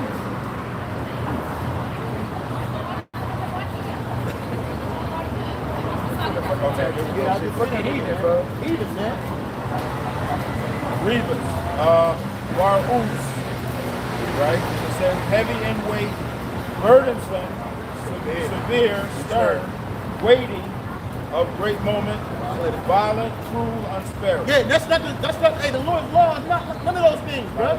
They help you to live. That's right. They really help you live, and we can follow it to our best ability. We're not saying you gotta be perfect. You can't be perfect in these bodies. But damn, bro, give it a try, man. Give it that one good 1, 2, 3 try, man. But you don't even want to do that because it was something that you were doing your whole life. You refuse to change. Well, guess what? You're gonna die in your sins. You're gonna die in your iniquities. Right. That's what's happening. These niggas gave wickedness all the tries that they could, Yeah. and still giving it a try, Yeah. but refuse to come to righteousness, man, and give it a try. And that nigga speaks. Ecclesiastes 12 and verse 13, it says, let us hear the conclusion of the whole matter, fear the Most High and keep His commandments, for this is the whole duty of man. Break it down. That's Ecclesiastes 12 and 13. verse 13. I'll read it again. Ecclesiastes 12 and 13, let us hear the conclusion of the whole matter, fear the Most High and keep His commandments, for this is the whole duty of man. That's right, because at the end of the day, no matter what you're doing or think you're doing, the bottom line, so to speak, is to fear the Most High and keep His commandments. That's the duty of man, the Israelite man. Because the Most High don't give a damn about you heathens out there. The duty of the Israelite man is to fear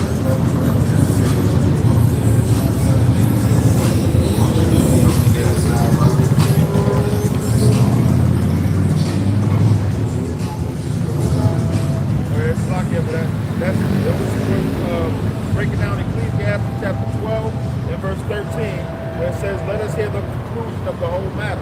At the end of the day, the duty of man is to fear the Most High and keep His commandments. And that's the Israelite man, not these heathens out here or these people of the other nations. It's only for the people on this chart right here, the Israelite man. So if you see your name on this chart, at the end of the day, duty is to fear the Most High and keep His commandments. Right. You guys got any questions? No? Yeah, that's right, man, because we understand now through the Spirit that we were placed here for judgment, man. Like a brother mentioned earlier, the reason why our nation is in a low state is because of our iniquities, man. We transgressed the law and statutes and commandments of the Heavenly Father, therefore we at the bottom, man. You know, so we understand now that that we're not here to live our best life, to have, you know, Actors. that's right, to be actors, to be athletes, none of those things, man. But to do what? To fear the Most High and to keep His commandments, man. Because that's what's gonna preserve us or preserve us from the coming destruction, man. A lot of you people think that this life is just gonna keep on going how it is, man. You're walking around clueless of what the hell is going on around the world, man. Clueless of what Esau and the elite of these Edomites are trying to do with you, man. Blind. You know, completely, like the brother mentioned in that scripture, completely blinded by the power of this world, man. You really think everything's just gonna keep on going, you know, always good, nothing's ever gonna, you know, endanger your life. You created this bubble around you, you know, that blocks truth, man. Because this is what Jake has done. They created a bubble around themselves that just, you know, it's like anti-truth. Like, tell me anything that's good, but don't tell me anything that's bad. I mean, what you have, and I'll bring this real quick. Again, 2 Corinthians chapter 4, verse 4, in whom the God of this world has blinded the minds of them which believe not. Who's the God of this world? Esau, Edom. white man, right? That's right. And the reason why he's blinded their minds is he doesn't want people to get this truth. In particular, the Israelite man. That's right, man. And again, we said this before, but I'll say it again. We're not out here to try and save everybody. We're not out here to, how the Mother Camp says, rebuild the nation. That's right. You know, we're only out here for the hopeful elect. That's right. Yahushua said, my sheep will hear my voice, and that sheep shall follow me. And they shall follow me. That's the hopeful elect. The hopeful elect is not going to be blinded by the God of this world. You know? And that's what we're here for. It says, lest the light of the glorious gospel of the Mashiach, who is the image of the Heavenly Father, shine through. So the God of this world, who is Esau, the so-called white man, he doesn't want this gospel to shine through. That's right. But the hopeful elect is going to get it.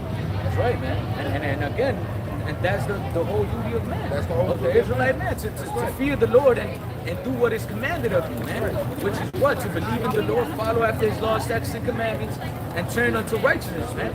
But this world, Esau, Edom, has convinced you that the ways of wickedness is better than those of righteousness, man. You know? And I'm going to read this for you. This is Isaiah 30 and 10. Well, Isaiah 30 and 9, that this is a rebellious people, lying children that would not hear the law of the Lord, which say to the seers, see not and prophesy not.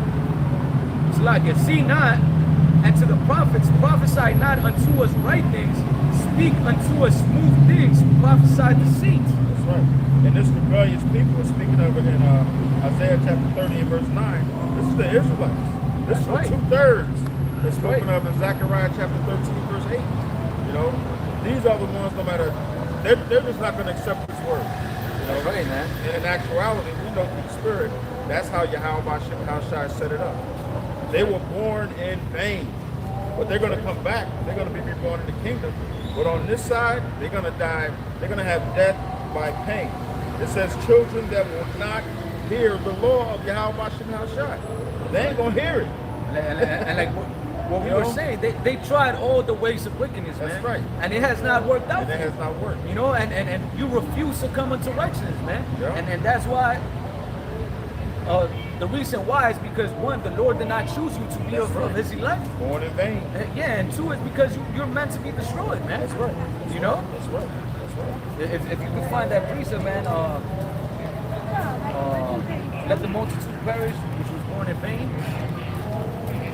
Because like we were saying, our nation is the most numerous nation in the world, man. And a lot of you people are going to have to go before you come into the kingdom of heaven, man. You know? Our men are a bunch of wicked-ass men, you know, doing all sorts of wickedness as well as our women, man. This is the book of 2nd Ezra, chapter 9 and verse 22. Let them... These bitches are mad fucking old, showing their fucking bodies. Like, put some fucking clothes on, man. This is 2nd Ezra chapter 9 and verse 22. Let the multitude perish then. And what is that multitude? Zechariah 13. It says, which was born in vain. And that's the majority of our people, the so-called Negroes, Latinos, Native Americans, and Seminole Indians. You walking around fucking clueless, living a life of fucking sin, man. I love how much you All right. Well, I'll read it again. 2nd Ezra chapter 9 and verse 22. Let the multitude perish then which was born in vain. That's right. Let the multitude, meaning what? There's a lot more of you that are gonna perish than those that are gonna be saved, man. Because all of you are living in what? In sin, man. And we were saying, man, you got these fucking older ass women, man, with probably with a husband and shit, showing their fucking body, man. That's right. And the same thing goes with the younger women and the men also, man. You allowing your fucking woman to run all over you, man. Yeah. It's a fucking wickedness, man. There's no fucking order in the household of Jake, man. Not at all. And it says, 2nd Ezra 9:22, and let my grape be kept and my plant. That grape and that plant is the elect, the hopeful elect, man. 1/3. It says, for with great labor have I made it perfect. For with great labor has he made them perfect. And what's that labor, man? All the trials, the tribulation that the men of the Lord are going through, man. That's right. Because like the scripture said, we've given up ourselves, man, to serve Yahweh Shah. We gave up this world, all the things that we could gain on this side to gain what? Yahweh Shah, man. Salvation, mercy from the Lord. But you other people, man, you other Jakes, the 2/3 of our people, man, you just walking in fucking folly, man. Thinking about what can I do next to improve my happiness? What can I do next to live my best life? Huh? Not ever meditating Yeah, I know. on what the judgment is for your actions, man. You don't consider your actions, man, or the, how do you call that? The consequences of your actions, man. Because everything you do has a consequence, man. Whether it be in righteousness or in wickedness, man. Yeah, right, man. And our people, there's a scripture that says, this is people that trust in oppression and stand for person. Yeah, our people, they rather choose the evil things to do because it's the easier thing to do. Do you have an extra Bible by chance? No, we don't. Sorry. Okay. It's an easy thing to commit some act of wickedness, but it's a harder thing for you to turn away from the act of wickedness and do righteousness. That's right. For some people, man. You know what I mean? You got like Jake will steal from the store versus work for it, man.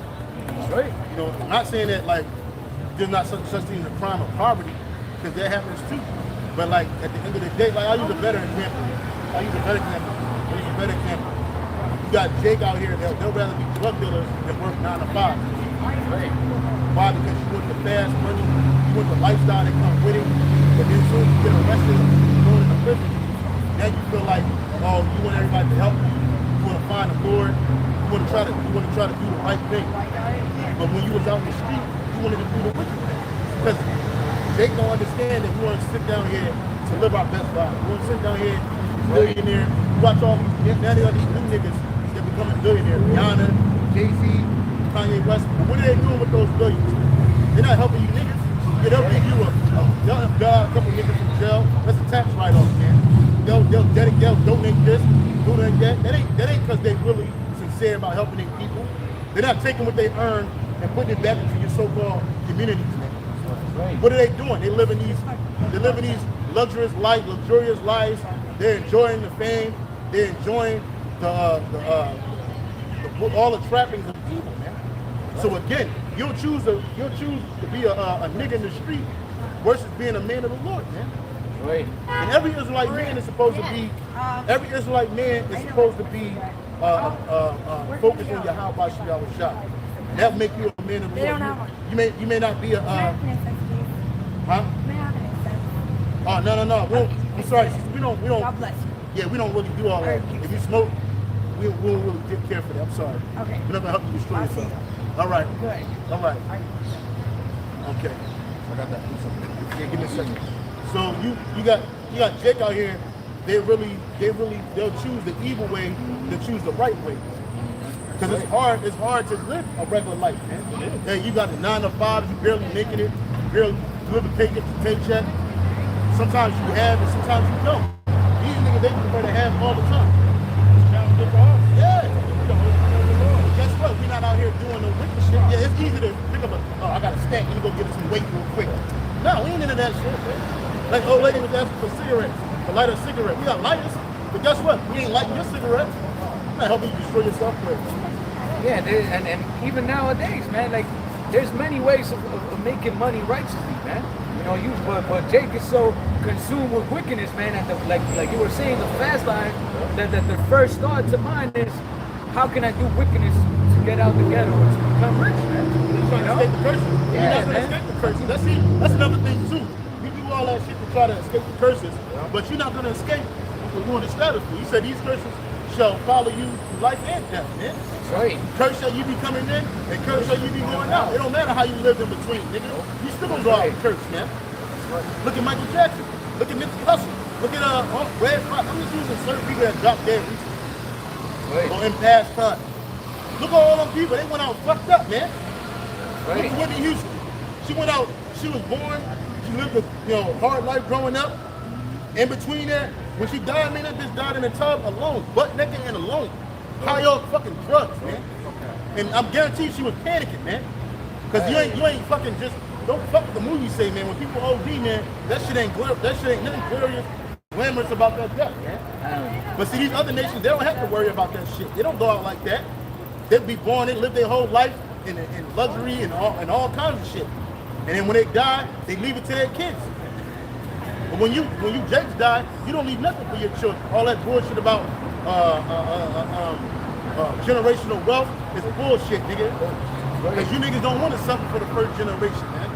We're suffering for the first generation, man. Right. I mean, for the generations to come, because we are the first generations of our people, man. So we're sacrificing for the betterment of our people. We know that all our people are going to be good, but we want ours to be real good. You know what I'm saying? The best. That's right. So you get Hebrews chapter, I'm sorry, you get Hebrews chapter 11. What is that?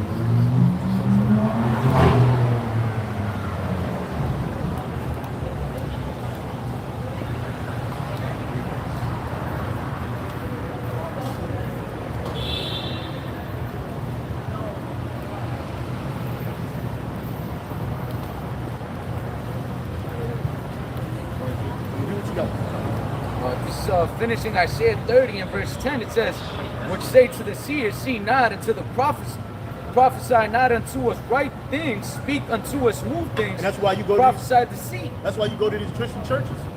That's why you go to these different places, you listen to these different people that influence you to do things that make you feel comfortable with the wickedness that you're doing. That's right. That's why when you go to T.D. Jakes, when you go to Joel Osteen, you go to Oprah, they're not telling you the right thing to do. They actually backing up the evil that you're doing, man. You want to hear you want to hear smooth things. You don't want to hear the truth, man. You want us to prophesy deceit. You want us to tell you that everything is going to be okay, everything is going to be all right. The Lord is not going to judge you. Like it's a scripture that says, the Lord will do no good, and evil nor no good. That's what you want us to say. But that ain't the truth. And you don't want to hear the truth. You don't want to hear that your life is almost over, that America is going to be destroyed by nuclear fire. You don't want to hear that a kingdom is established for you and only you. Right. You want to hear a lie. Oh, everybody can be saved. Anybody can be saved.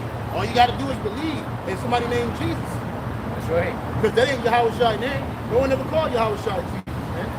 That's If right. you called Yahweh, you seen Yahweh today or tomorrow, and you said, hey, he probably slap the shit out of you, man. Because that ain't his name. That's right.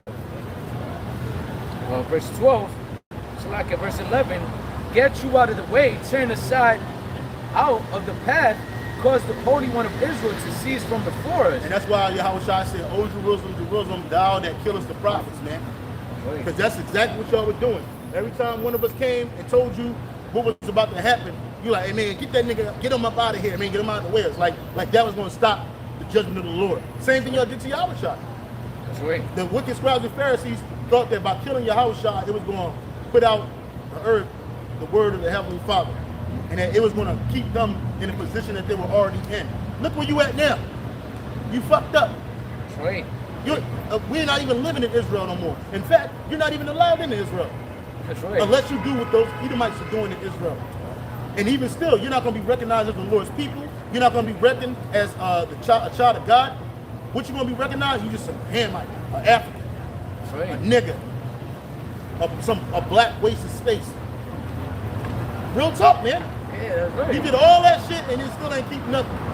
I can see if they did that and Israel was still popping. Them niggas, the Romans was still in power. And it was still in the seat they were sitting in it.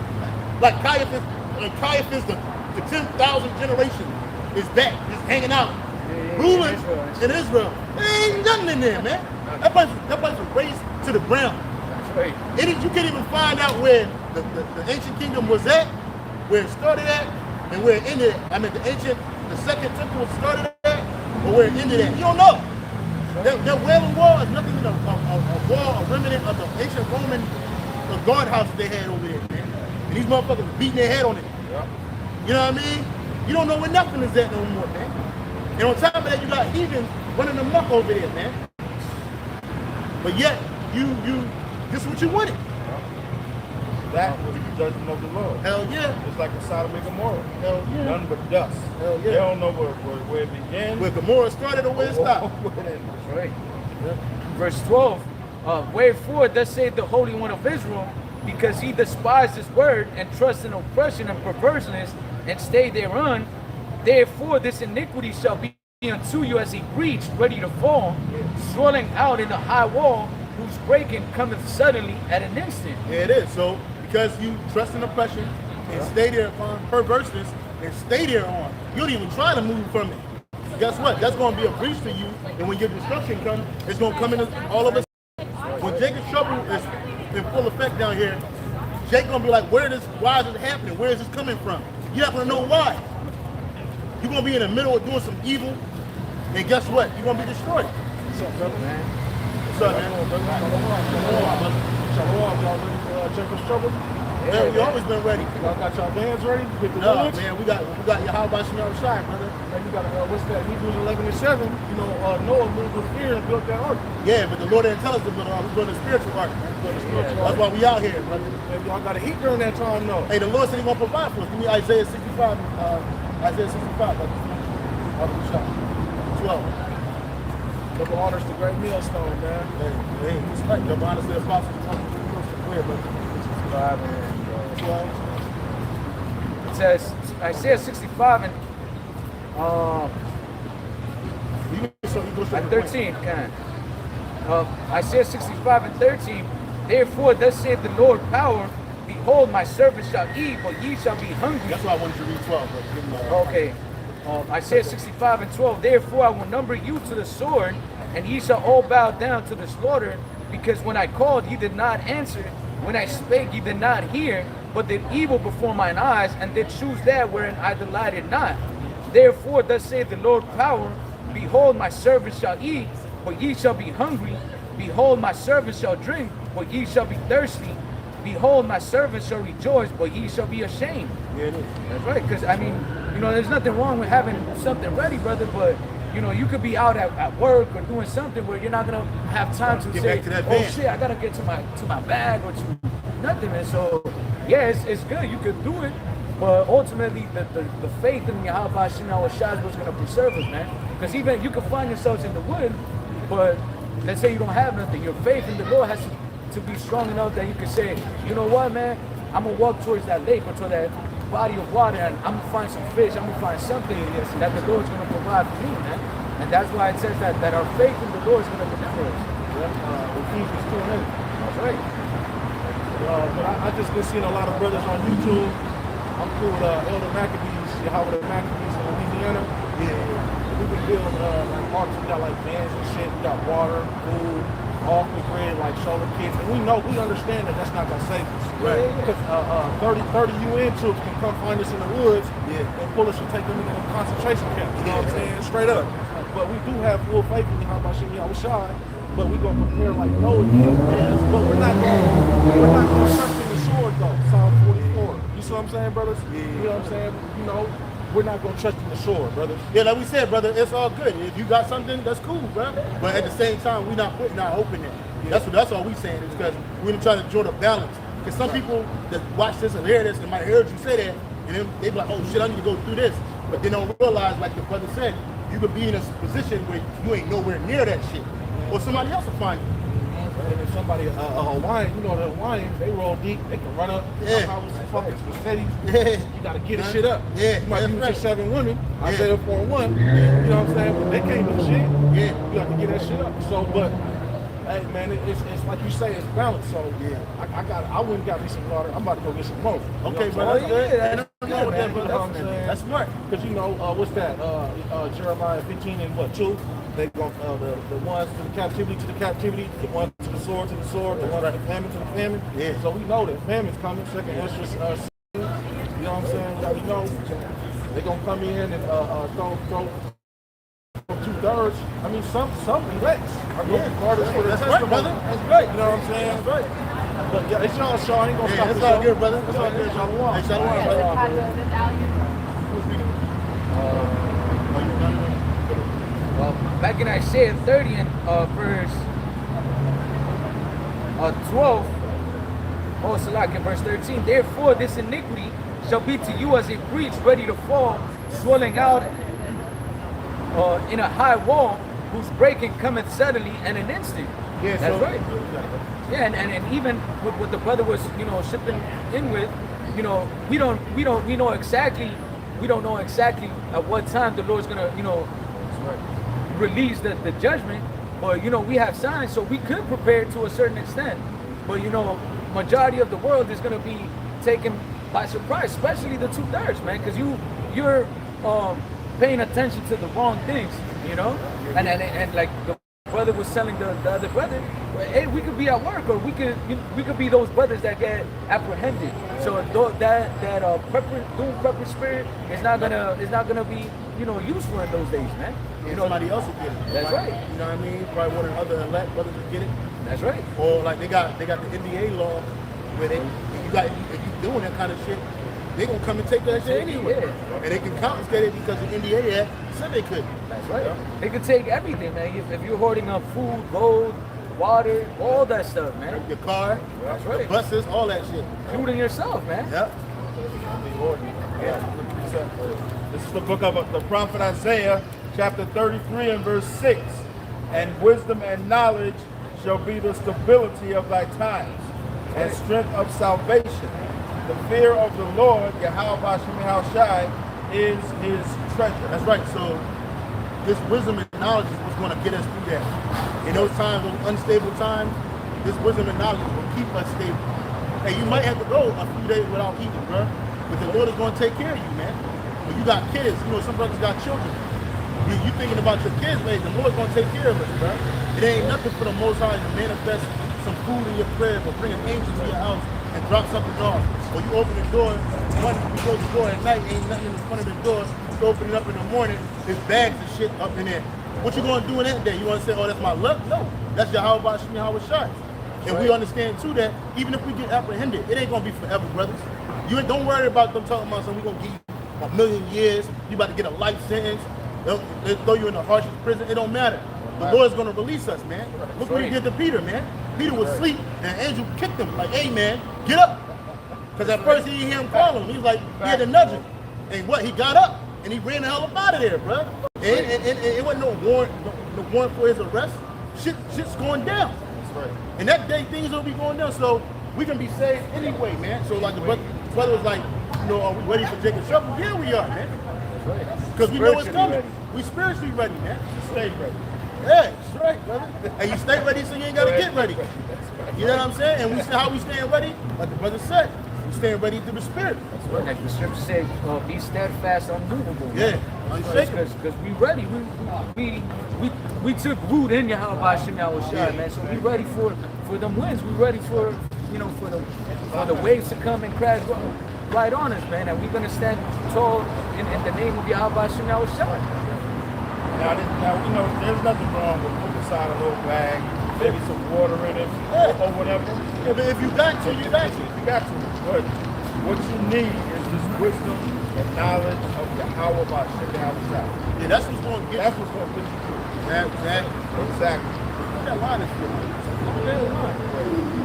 Oh, yeah, it's for that. All that ice, all that shade light shit.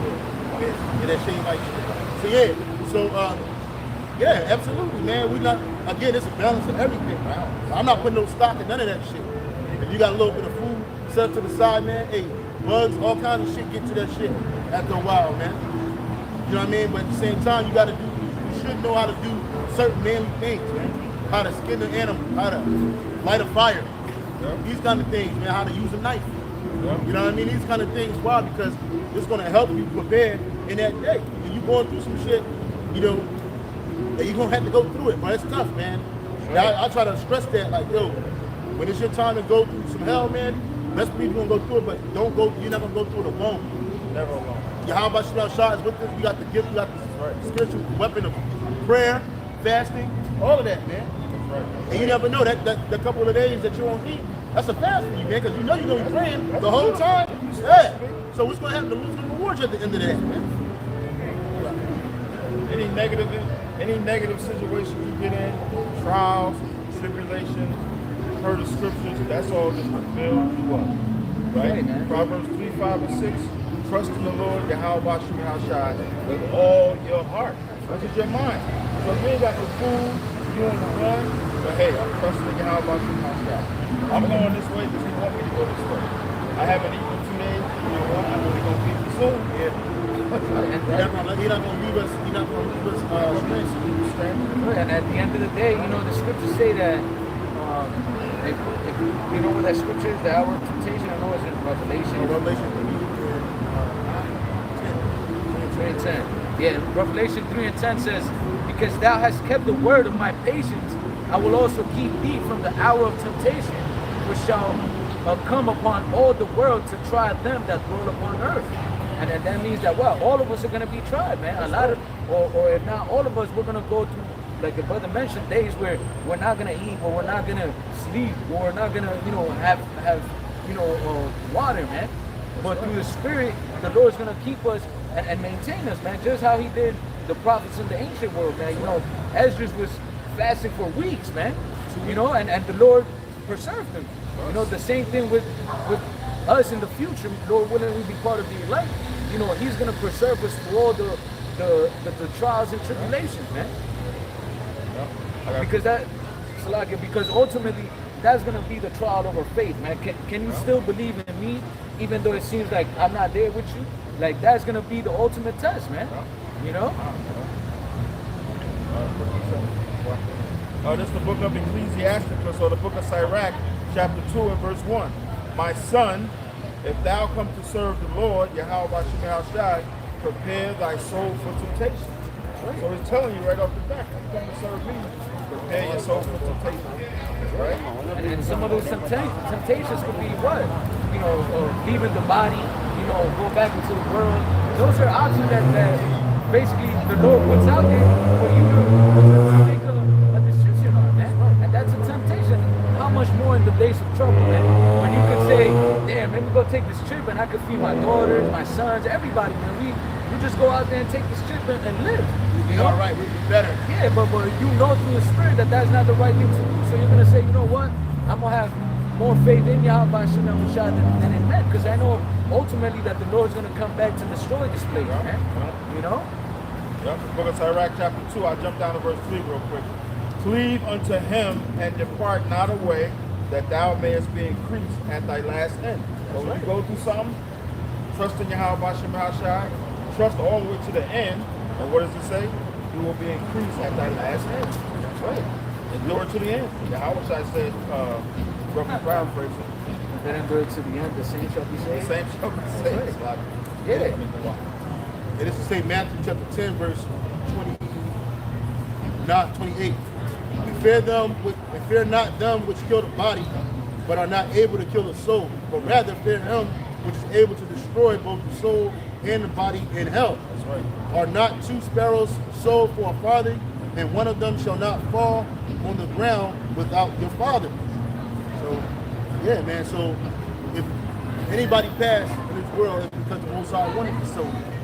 Right. Nobody, you can be facing down an army, bro, and the Most High having to where no bullets hit you, man. Right. Or you can be facing down an army and you get taken out of here, man. you get taken out of here. But guess what? It's all right because how about Shai is with us, man. Let his word be, let his will be done, man. There's another one that says, is not thy life worth more Yeah, that's than what I'm looking for. That's the spirit. That's what I was looking for. That's what I'm looking for. Because you know, in that day, like the scripture says, then shall there be known who are my prophets, man, or who are my elect, will be paraphrased. You know, and what's going to show that the deliverance, man. Yeah, you know, the protection, the hedge that the Lord's going to put upon the believers in Yahweh Shai, man. Okay, this is verse 30. But the very hairs of your head are all numbered. Fear ye not, therefore ye are more valued than many sparrows. Whosoever therefore shall confess me before men, him will I confess also before my Father which is in heaven. Okay, so yeah, we're worth more than 2 sparrows, man. So, hey, the Most High is going to preserve our life, man. Why? Because he said so. And just like you know, in court, man, you know, Yahweh Shai is going to confess us before the Father, so that when the Heavenly Father is calling out judgment, what's Yahweh Shai going to be doing? You know, proclaiming, what did it say there, Salakia? Confess, Salakia. He's going to be confessing us before the Father, man. So he's going to do what? Plead for us, man. So he's going to say, no, Father, look, these men believed and confessed my name in the world, you know, so have mercy on them. And yeah, of course, we're going to go through a little ups and downs during those times, man. But ultimately, our lives are going to be reserved, man. You know? It is. No, it says verse 32. Whosoever therefore shall confess me before men. That's what we're doing here now. We're confessing Yahweh outside before all these men and women. Right? It is 2 Ezra 14 and 14. Let go from thee mortal thoughts. Cast away the burdens of men. Put off now the weak nature. So if you're worried about what you're going to eat then, what you're going to say then, how you're going to react to certain things, right? You don't got to do that, man. That's the weak nature. The Lord said cast that off from you, man. Because the Most High said he's going to take care of you, man. That's right. That's right. And that's why ultimately, another way you can prepare yourself is by, you know, something that you mentioned, you know, learning how to make a fire, doing things that, you know, instead of physical things, you're going to have knowledge that's going to help you, you know, survive in those days, man. Basics. That's right. It is St. Matthew chapter 6, verse 25. St. Matthew 6, verse 25. It says, Therefore I say unto you, take no thought for your life, what you shall eat or what you shall drink, nor yet for your body, what you shall put on. Is not the life more than meat, in the body than raiment? Behold, the fowls of the air, for they sow not, neither do they reap, nor gather into barns, yet your heavenly Father feedeth them.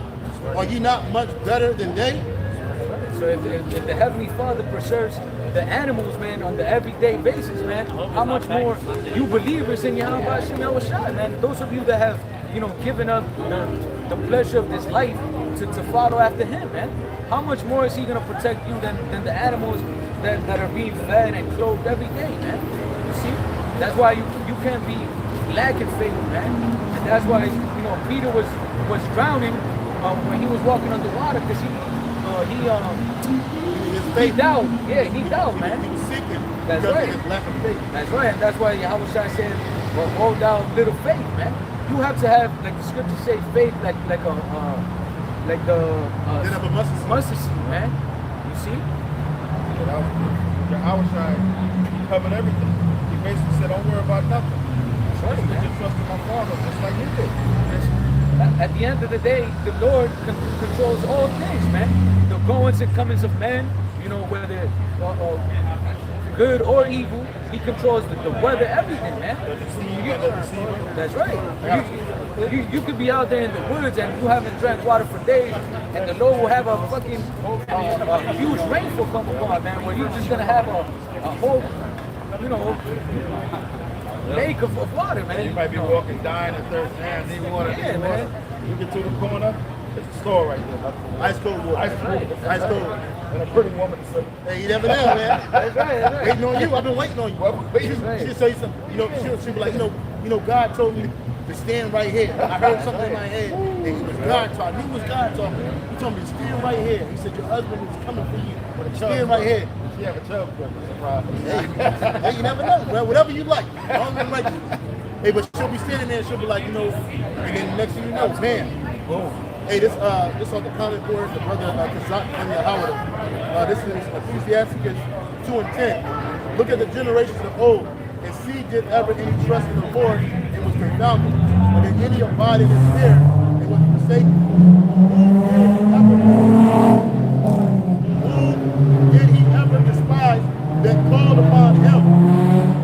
Verse 11, for the Lord is full of compassion and mercy and long suffering and very pitiful and forgiveth sins and saveth in a time of affliction. And the answer to those first questions was no. Nobody that ever trusted in the Lord was forsaken, man. You know, look at our forefathers, man. All those that trust in Yahweh Hashem Yahushua, you know, were delivered. And even those that perished, you know, for the sakes of Yahweh Hashem Yahushua, guess what? They're still not, you know, they still weren't destroyed, man, because their reward is going to be great, man. You know, all follow. That's right. Starting off with Yahushua and the apostles and all those that believed in the Lord, man, that were persecuted. You got like Elder Abba Bivens, King Masha, Elder Yaikwa, you know, a lot of brothers that passed in the faith, and a brother Bunyami from the West Indies, man. That's a brother I knew years ago when I first really started putting my hand in the plow, man. That brother parents, man. But guess what? His work followed him, man. Right. All the brothers that passed on the you know, a lot of brothers. A brother from one of the brothers from Seattle. He was a loving brother, man.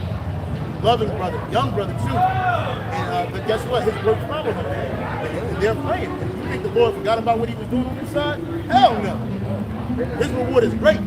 The scriptures say that those that die in Yahweh and Yahweh Hashem Yahushua are going to be the first ones with the Lord, man. Right. They're going to have the privilege to be the first ones to get tapped by Yahweh and say, we out. Yeah, we out. Let's go. Let's get it. They get a man, you just chilling. You just sat and shit. Yeah, we out. Let's go. Hell yeah, man. bro. Oh, shit. You ain't gonna say nothing. You a hop. I'm like, oh, yeah. That's what's up. Let's get it. You That's want right. that now? Hell yeah. You know what I'm saying? We gonna go get him. Hell That's yeah. right, man. You're gonna be happy. You're gonna be happy, man. That's right. The first ones to receive them new bodies, all that. All that. It's 2 Timothy chapter 4, verse 7, and I believe this is the Apostle Paul. He said, I have fought a good fight, I have finished my course, I have kept the faith. That's what we got to do. Yeah, because Paul knew his time was up on this side. Back then, he already knew that he was about to be put to death. So he said, look, I finished my course, but if you keep reading, he says he know that there was a crown set up for him. Yeah. 2 Timothy chapter 4, I'll start again at verse 7 and verse 8. I have fought a good fight, I have finished my course, I have kept the faith. Verse 8, henceforth there is laid up for me a crown of righteousness. Yeah, it is. And that crown is what crown of righteousness is a physical crown, man. That's right. And that's what we fighting for, man. We getting down for our crowns, brothers. Down for our crown. Hell yeah, man. I like that. We trying to earn that, man. That's right. Go ahead. It says, the righteous judge shall give me at that day. That's Yahweh Shah. 2nd Esdras chapter 2, verse 40. He says, and not to me only, but unto all them also that love his appearing. And that righteous judge is Yahweh Shah. That's right. Because we're going to love when Yahweh Shah get back. It's going to be scary, but we're going to be loving it. But the world, they're going to be scared as fuck, man. And they're going to be hating it. Because they know that now their sins are ever more before the Lord, and they're going to have to pay for it, man. Just the book of 2nd Esdras chapter 2 and verse 40, 42, it says, I, Esdras, saw upon the Mount Zion a great people who could not be numbered, and they all praised the Lord with songs. Yeah, that's the elect. And in the midst of them, there was a young man of high stature, taller than all the rest, and upon every one of their heads he set crowns. So Yahweh Shah, that crown that Paul was speaking about, now we know we can actually visualize even more so in 2nd Esdras, man. That crown is laid up for Paul, and he said not only him, but also them that love the coming of our Lord, man. That righteous judge is Yahushua, man. You can't, none of you brothers can't say that you don't want that to happen. We all want that crown, man. And then from the man himself, man, what? Come on, bro. That's gonna be Yahushua brothers, man. That crown gonna be a special crown, bro. You know, Jake gonna have a crown for every day in the kingdom, but that one we only gonna pull that out on good days, man. Or like big time events, man. You know what I'm saying? Every day's gonna be good, but I'm just saying, you know, that crown is gonna be special, bro. That's right. Because it's given to us from Yahushua, the Son of the Heavenly Father. That's right. It says, and said, and upon every one of their heads he set crowns, and was more exalted, which I marveled at greatly. So I asked the angel and said, Sir, what are these? And he answered and said unto me, These be they that have put off the mortal clothing and put on the immortal, and have confessed the name of the Most High. Now are they crowned and receive palms. Yeah, that's right. So we put off the mortal, which is this flesh in the world.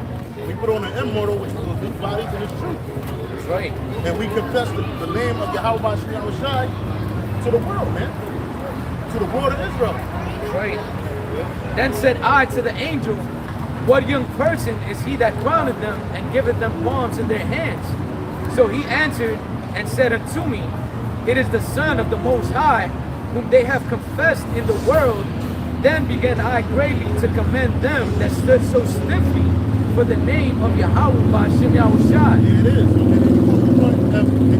That was him realize, and he was the one that Yahushua put that crown on, right? He didn't know, but he was part of that number. That's right. He's a prophet of the Lord. He was a part of that number.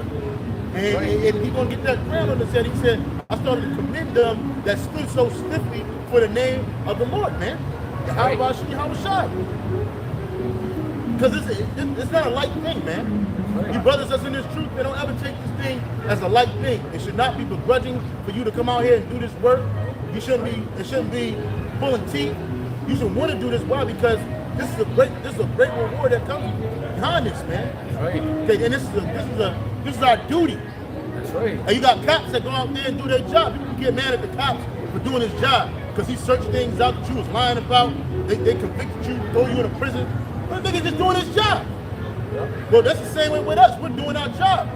Right. And you gotta understand that, Lord willing, we be part of that number, man. We're the first fruits of the Heavenly Father, man. That means that even the 2/3 of our nation were created for our sakes, man. You know that the Heavenly Father said that that Jacob is the former of all things, man. You know, so all the beautiful things, the beautiful talents that the Lord has put in Jake was meant for the first fruits of the Heavenly Father to enjoy, man. You know? So, hey, man, this is a great reward, man. We're the first of our family line. That's right. All of that, right? We were those that created all things alongside with Yahushua, man. We was right there with him, bro. And this whole world was created for us. That's right, man. It was created for him and us, man. And then to add to that, the reason why we're here on this earth right now is to do what we're doing right now. Exactly, yeah. Right. Jeremiah 1 verse 5. That's right. Ordained you in the womb, man. To be a prophet unto the nations. Right. That's why we're here. And that nations are the nation of Israel. We ain't here to be, you know, ball players, billionaires, Fortune 500 company execs. We're not here to be famous. We're not here to be infamous. We're here to do this work, man. That's right. Everybody got their lot, and this is our lot. This is our lot right here. And it's funny, I was meditating on that today before camp. I said, I said, personally, this is how I feel. You know, because I can't speak to anybody else but myself. But when I'm out here on a highway or byway, like the Pastor Tamar once said, I feel more of serving Yahweh Shai 1,000%, no doubts, no ifs, ands, or buts when I'm out here. Well, that's all of us. We all go that way. Hell yeah, we all go that way. No, that's good. I'm just letting you know, we all go that way. But and that's how we're supposed to feel. Hell yeah. When we're out here, we're supposed to feel like we're supposed to be out here. That's right. You know what I'm saying? Even King Solomon, man, you know, King Solomon in the book of Ecclesiastes, he mentions all the things that he was able to do and said what? That is all vanity and vexation of spirit, man. But notice one thing he did not say was a vexation of spirit. Preaching Yahweh Shai, man. Serving the Lord. See, so the only true purpose in life for us is this, man, to serve the Lord and preach and stand tall for His name and for His Son's name, man. Everything else is vanity, man. Everything else is for naught, you know? Because at the end of the day, all the works that we do for ourselves or for our families or for the world is gonna come to naught, man. But the works that we do for Yahweh Hashem Yahushua, those are the works that are gonna follow us for eternity, man. So this is the thing that we take pleasure in, man. Because we know it's the right thing to do and the only thing that's gonna profit us, man. I like the same is not going to be blotted out over time as time progresses. You know, like in this society, somebody was famous, but over time their life just gets put out. They're not as famous as they once were. Our fame is going to be eternal, man. Our children are going to be, our sons and our daughters are going to be reading about the acts that we do on this side.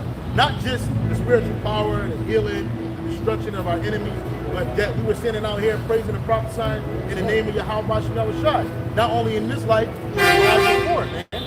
Right. Against all odds. Against all odds, man. This is the book of the prophet Luke, chapter 17 and verse 10. So likewise ye, when ye shall have done all those things which are commanded you, say, we are unprofitable servants, we have done that which was our duty to do. Here it is. So that's right, because at the end of the day, the Lord don't need us, we need Him. He can raise up rocks and do what we do. But nonetheless, we're doing what's commanded of us. That's what all Israelite men are supposed to do. Elder Apostle Hart said on the show yesterday, he said that there should be playing the kids out here, man. All the word that went out so far, every street, every block can be filled up with Israelite kids preaching the truth, 100% truth, man, that we're preaching. But, you know, it ain't like that because the Lord don't want everybody. We're doing what we were created to do, man. You know? One more second. This is the book of the prophet John, chapter 4, and verse 34. This Yahushua speaking. It says, Yahushua said unto them, my meat is to do the will of him that sent me and to finish his work. Here it is. So we should feel just like Yahushua. Our meat is to be out here doing this work and to finish it. Yeah, because the Lord, that's what the Lord sent us down here for. That's right. And it ain't all glamorous and glitz. Nope. You know, it ain't always peaches and cream, man. You're going to go through a lot of suffering.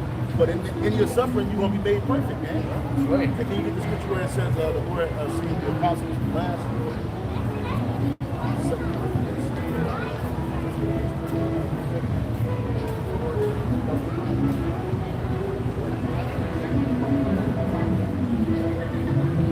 Corinthians chapter 4 and verse 9, it says, for I think that the Heavenly Father has set forth us the apostle last, as it was appointed to death, for we are made a spectacle unto the world and to angels and to men. Yeah, because like, I don't know if they came in and told you, in the spirit world, they're not sitting up here watching the damn Jay-Z concert. They ain't watching the Fresh Prince. We run the Martin. They see exactly what we're doing down here. And the angels, we're made a spectacle unto them. Because it's like, yo, everything that they're saying is true. And they know that for a fact. And they witness all the people walking by, ignoring, that are blinded to the truth. And they're standing in the name. How can you deny the Lord when He really is? And they see Him every day. They see Him all the time. And they fear for Him, man. Okay? That's the truth. While everybody laughing and everything, joke to everybody. Hey, angels this ain't no joke to them, man. Right. Yeah, and everybody laughing to that fire coming. And I hope I hear a whole bunch of laughter and the fire. You know who's gonna be laughing? We gonna be laughing at you, man. That's right. Because you people out here think it's a fucking game. The Most High just fastened them up for that sacrifice. Yeah, this nigga woman will walk by fancy frankincense and myrrh. Hey, this stuff smells good. But not to a demon. You got a bunch of demons on you. You don't like that. Ain't nothing to fucking eat. Yeah, ain't nothing to fucking Their eat. husband's walking right behind them and these bitches are fucking naked. Hey, them niggas are through, man. Fucking through. Them niggas are through. These guys fucking men. Yeah, these black bitches always trying to hold on to their youth, man. You people are fucking crazy. Niggas is dressed in Hawaiian planks. You can tell looking like a fucking visitor. You know what I'm saying? She's walking around in a dress with her ass and titties popping out and fucking laughing, man. Well, this shit ain't gonna be funny when you getting put to death and you starving. That's right. By fire. It ain't gonna be funny then. Yep. right, man. Burn, won't be no laughing then, except from us. The spirit of Yahweh shall shout. What? No, let it out.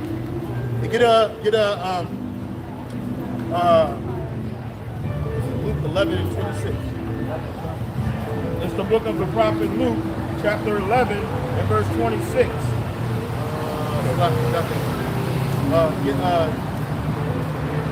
What is this? They received the consummation like the 6th. 25, 1 to the 4. Yeah. Luke 6 and 25 says, woe unto you that are full, for ye shall hunger. Yeah.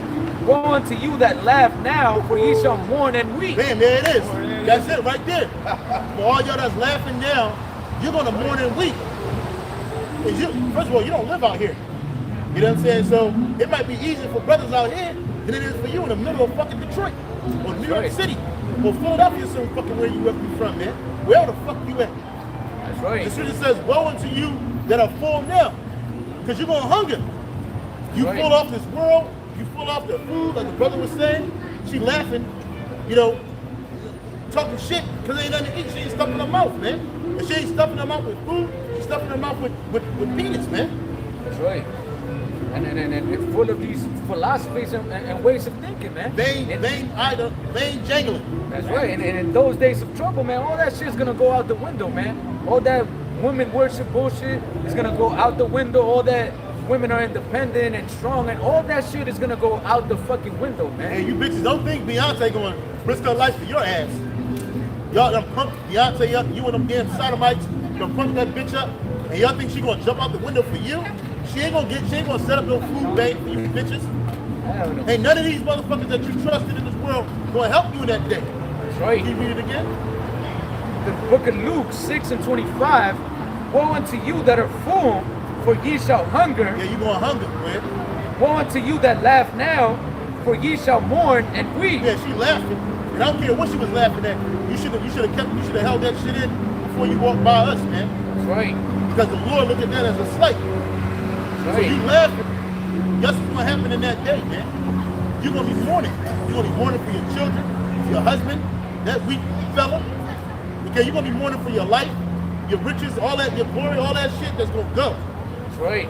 Here it is, you niggas flew thousands of miles stuck in a coach seat and you talking shit. You didn't even thank the Lord that you landed safe. That's right. You know what I'm saying? You don't know if you're gonna make it back. You don't even know if all this shit is in your house, man. And you know niggas, as soon as they find out, you know, skip town for a little bit, your house gonna be empty when you get home, man. And that's judgment. You shouldn't have laughed. Should have kept your fucking mouth shut. That's right. You should have swallowed it. That's right. But them demons are hopping on you. But that's because you living good right now. And get Isaiah 32 and 8. You living good right now. So you think that it's always gonna be this way. You always gonna have your man with a visible, you know them dudes walking behind them hoes like they had invisible leashes on their neck, bro. Hell Like you yeah, always bro. gonna have that leash on his neck with that old dirty pussy that somebody fucked already. You think that's gonna take you through life? Hey, you people are about to be fucking destroyed, man. That's right. You people are about to be destroyed. Your life as you know it is about to be changed dramatically, man. That's right. Standing far behind us, keep down with us. Yeah, huh? Stay down win from that bitch? Nah, man, them niggas, they was all up in on bitches, man. Them hoes stopped in the corner. They didn't know what the fuck they were doing. They were there for about 20 minutes, man. And Jake was sitting there looking like Get mad stupid. all these fine ass bitches walking around the block. He can't even look at none of them bitches, bro. He gotta stay with this funky bitch. Fuck you, bitch. I'm out here getting it, ho. What the fuck? But then she dresses like a fucking harlot, Yeah. and all the other niggas looking at her, bro. Like, Exactly. These bitches are ridiculous. And then as soon as a dude approach her, not knowing the bitch is married, because she ain't telling him, she want a free drink, she want a hot plate. And as soon as a man want to jump out the window and bug out, hey, slap that bitch, bro. She ain't telling nobody. That's right. She out here with her titties out, popping out a turtleneck, her ass popping out of corduroys. You know what I'm saying? That's right. She out of order. Oh, y'all don't. Bitch should have been dressed up in a house. Fuck you need to walk out here for, yo. I always see that too. I see Jake walking with their bitch. They be looking mad, depressing, bro. Like, he ain't even happy. Unless he like a nigga that's really baited out. But he ain't happy, especially the older Jakes. They be like, you in Hawaii, man. You supposed to be living it up, surfing or some shit. I don't fucking know. You out here with your bitch, you like, man, we just out here walking up and down the same street. Same street just out here. We just out here. Them niggas look, let's not take you up. Niggas like this. She's walking, he's like, And we see it every time they go into the damn store. Jake be waiting outside. yeah, Jiggy waiting outside. Like a dog. Yeah, like a dog. Like a fucking dog, bro. Looking at all these niggas looking at their women. Yeah. Like, what the Yeah, fuck? she These just niggas are nasty. chopping it up. Chopping it up. Happy. She got a full belly. She got a full belly, some compliments. Compliments. That too. What the brother Condiments say? too. He said condiments. She got a full belly and some condiments. Like mustard and ketchup and ranch. You know, that's like on ranch. That fucking tartar sauce is nasty ass shrimp. Skin. That's filthy shit. I can't stand you, but I'm trying to tell you, bro. I can't stand you niggas, bro. I cannot, bro. I hate you niggas, bro. I don't even like being around y'all, bro. Real talk. If you ain't my brothers, man, fuck you, man. Fuck you, bro. I don't even wanna, I'm like, why you always in the house? 'Cause I want to go outside. I don't want to be these people. I want to go outside. I want to fucking be outside. Yo, sometimes I get ready to go outside. I go stand outside my door. Yeah, man. oh, Fuck that shit. I'm home, man. Hell yeah, man. Sure, I'll let you know for the 30,000 times. Like, fuck it, man, shit. Hey, I just bought a And new it's one, this Top coming. Gun. Oh, yeah, shotgun shit. That's my new go-to. Yeah, you know, they just redid the movie and shit. They put that bullshit back out. Shotgun was cool, but it ain't enough. Tom Cruise ain't gonna be able to, you know, use the, he ain't got Tom Cruise using a fighter jet like a basketball. You know, he's doing all kinds of crazy shit. That shit ain't gonna save you, bro. You got something, brother? Oh, I still got Isaiah 32 verse 9. Go ahead, brother. This is the book of the prophet Isaiah, chapter 32 and verse 9. Rise up, ye women That's it. that are at ease. Hear my voice, ye careless daughters. Yeah, a lot of the women of our nation, you're careless, man. A lot of you. And don't take this as, oh, we hate women. We don't hate women, bro. We hate the wickedness of our people, both men, women, man, and children. Nerds. Okay? But it's gonna come a time, all this stuff that you have, these social nets, all this protection, all this help, that's just gonna leave. That's right. And because of all of these social nets, because of all this protection, because of all this consumption that you're allowed to do, all this liberty that you're allowed to have, it's made the women careless, man. Careless with their bodies, careless with their minds. It's made you bugged out. You got no order, you undisciplined, you wanton, you through, man. And scripture says, get a water no passage, neither a wicked woman liberty to gather the broad. And that's what Esau is giving you, man. When you talk about feminism, you talk about this and that, all of that shit is nothing but an open door for liberty, for you to do whatever you want to do, how you want to do it, and when you want to do it. And you talk down on men, and you look at, I saw, y'all be joking, y'all think this shit is funny. And none of this shit is funny on TikTok, man. Talking about dude be playing this game, I'm talking to a woman on the headset, and this woman sitting there getting mad and shit. Look, bitch, she's on the headset. She's not even in front of you. You don't even know what the motherfucker look like. It could be a man for all that matters. But she started bugging out, man. Because she want that control over you. She want to know your whereabouts, where you at, who you with, what time you coming back, all that other shit. That's usurping authority over men. And you see me when you see me, man. If I want to come back. And that's for any woman, huh? Yeah, you got life fucked up, but it's made you women careless, man. I was watching that video that the brother Tahan did about the woman, this simple ass woman. She took someone, she wanted to get her life together last year. She left her kids with her cousin, and her cousin killed the children, huh? When the last time you told niggas checking on these little niggas? Why? Because she was living her life, man. She was living her careless life. And the scripture says all wickedness is but little to that of a woman. All right, man. It's, you know, COVID thing, man. COVID. You know what I'm saying? I pull my man. I know it's all good, brother, because you do that. It's a habit. We all do that. Somebody walk up on you, do this. How you look? Damn y'all. Walk down the street, smack the woman's ass. We gotta get out of here, brother. This is not right. It's not right, man.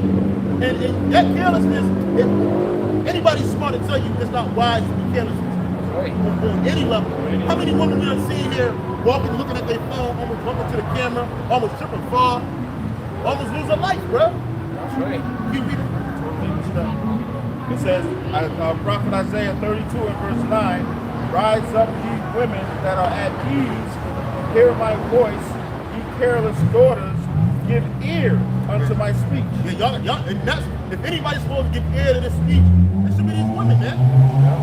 Hey, but these women are rebellious, they're rude, they're incontinent, they're everything, man. Everything is wicked, man. They ain't trying to give ear to nothing. Nobody can tell me I can do what I want to do. It's my life, my body, my choice.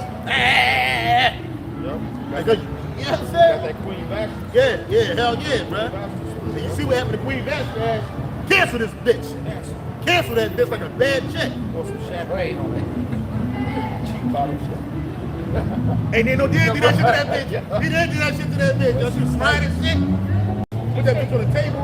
He was standing on that bitch and said, cancel this bitch. That's right. Why? Because she was out of order. Go ahead, brother.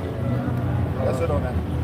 So Ecclesiastes 7:3, sorrow is better than laughter, for by the sadness of the countenance the heart is made better. That's right, and like the scripture says, you know, we are like unto children singing unto our fellows. That we have mourned unto you, but we have not lamented. You know, because why? We're telling you the judgment to come, man. And all you can think about is laughing, man. Scorning, you know, and making mockery of the words of the Heavenly Father, man. You know? When it says that better is it says sorrow is better than laughter. It's funny how a bitch be walking with another bitch and she's like violent like this, like she about to protect his home and some shit pop off, bro. Yeah, She walking around, this bitch walking like this. Like, bitch, you know who the fuck you flexing up on, bitch? Get that bitch in the fucking stomach. Yeah, she's like a puffer bitch. She like this. I'm sorry, brother. Man, the fucking like this. I saw that too. She just wants like this, bro. Like a cobra. Like, what the fuck? Yeah, expect the shit out that bitch, man. Sit the fuck down, huh? Read it again, brother. Ecclesiastes 7:3. It's like it. Let me. Yeah, I'll read it. I'll start at 2. Ecclesiastes 7:2. It is better to go to the house of mourning than to go into the house of feasting. Well, one of y'all stink, man. Who farted? Not y'all. One of them people walk by us, man. Fucking nasty, man. You people are disgusting, bro. Fucking disgusting. Read it again, bro. I'm sorry. Ecclesiastes 7:2.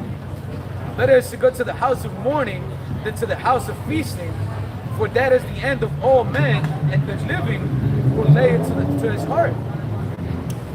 Verse 3. Sorrow is better Yeah, than that's a laughter. lot because when you're going through shit, you take it serious, bro. Especially if somebody passed away. If you're in a house of mourning, you realize about what's important in life. You know, you realize the things that To reconsider what you're doing in life. we call it reevaluate yourself, man. When you laughing and just throwing it up, you ain't thinking about none of that, bro. How many people would have laughed and throwing it up? Like, man, I should change my life. Yeah. Go ahead, man. Verse 3. Sorrow is better than laughter, for by the sadness of the countenance the heart is made better. That's right. And what are we trying to do? Make the heart of our people better, man. By what? By showing your transgressions, all the things that we did wrong against the Heavenly Father, man. You know, so we have that spirit of sorrowness of mourning, man. For you people like that, those fucking women, the majority of our people are in that spirit of laughter, man. Of folly, of just enjoying this wicked ass kingdom, man. This polluted ass place, man. It says, verse 4, the heart of the wise is in the house of mourning, but the heart of fools is in the house of mirth. That's right, man, and that's where majority of our people are at, in the house of mirth, thinking, oh, how can I live my best life? Or what can we do to enjoy, you know, this life? Even though the world is going to shit, how can we enjoy this shit, man? How can we make the best of it? Niggas try to talk about they want to go out the world, they want to go out in a blaze of glory. Yeah, They're gonna bro. go out in a blaze. It ain't gonna be no glory in dying in a Blaze of fire. shame. Yeah, you're gonna go out in a blaze of shame, man. That's right. Real quick, this is Brother Kazak Yahweh, Ecclesiastes 1:14. I have seen all the works that are done under the sun, and behold, all is vanity and vexation of spirit. Verse 18. It says, for in much wisdom is much grief, and he that increaseth in knowledge increaseth in sorrow. So the more you grow in his knowledge, the more sorrowful you are, man. The more withdrawn. You know another reason why we withdraw from the world? Because we are mourning, man. When you're mourning, you don't want to be around nobody. You don't want to be mixed up. You don't want to have fun. You just want to be left alone, man. Because when you look at our people and the condition that our people are in the world is in, hey man, you trying to get the hell out of here, man. Right. Yo, you don't want no more reasons to stay here than you already have, man. There's nothing to rejoice about or laugh about or to celebrate, man. Yeah, that's what the brother from Australia last night, they were doing a live show, well, yesterday, our time, but anyway, they were doing a live show. And the brother was saying that. He said he'd be around people, they be like, oh, why you so negative? Why every time you come around, you're so negative? I'm like, bitch, what the fuck you mean why I'm so negative? He's mad, Jacob. He's like, yo, what the fuck, man? We want to get the fuck out of here. We don't want to be here no more, man. We don't want to live a life of evil and wickedness and sin, man. We want to be righteous, man. We want rulership, man. Right. We tired of being the last fiddle, not second fiddle. Be the last fiddle, man. We tired of this shit, man. Look at our people. Look at our women, our children. Everything's fucked up, man. We ain't got no power, man. You know how powerless it feels to be in this world, man? The only power we got is that we can feel, that we can really attest to, is Gmshawaii, man. Right. Why do you think we look forward to coming out here every week doing the work, man? Because in the world, we're powerless in the world, man. Oh, like worms. Yeah. That's why I told them motherfuckers on my job, I get off at 6 a.m. I told all them motherfuckers, when you get close to 6 o'clock, don't ask me shit. That's right. That's right. And when I leave at 6, it'll be fucking silent. Yeah. Don't ask me nothing about nothing. I'm out the door. Right. I'm off the clock. Off the clock. What do you think we feel, man, knowing that we're princes of the power, and this whole world is blaspheming the name of our King and of our Savior, man, and at the same time destroying all what we have to celebrate about or be positive about, man. Hey, like Nothing. Pastor Hart said, you got Jake down here singing. You're like, what the fuck you singing for, man? We ain't got nothing to sing about down here, bro. Right. You know, Jake out here want to be a rapper, want to do this and that. Bro, we ain't got shit to do with nothing in this world, man. We in slavery, bro. Feel like a lot. Hell yeah, we back to that conversation. Right. Back in Ecclesiastes 7 and 5, it says, it is better to hear the rebuke of the wise than for a man to hear the song of fools. Oh yeah, that's right, man. And they don't want to hear the rebuke of the wise. That's right. They don't even look at us as wise, man. 2, they don't want to hear correction. So they want to hear the song of fools, man. Right. You worried about Kanye West living in a fucking stadium. This nigga stupid as shit, paying $1 million a day to live in a stadium, to do an album with a stocking cap on his fucking head. Living weight. That nigga bugged out. He got a lot of demons on him, bro. He can't even leave that stadium, man. He gotta stay there. So that all them demons are washed off him for a second. But he's done. But it's better to hear the rebuke of the wise, man. That's right. Here it is. All the wise men in the world, they're not telling you to correct your way. They upholding this society, especially that gay agenda, man. They upholding that shit. Every time, look, all these so-called tough guys, the baby, this nigga, I knew that nigga was weird when I seen him dancing in a fucking pimp. Now, you got this nigga talking about something, he gonna put makeup on so he can appease the gay and lesbian community and trans community. You niggas ain't got no backbone, bro. That's right. No integrity, bro. Yeah, just like Nick Cannon. Nick Cannon got his show back because he went out. He said, That's a good place to have. no, we drank, but down the street. Straight down, straight down. Okay. You can't miss it. Thank you. All right.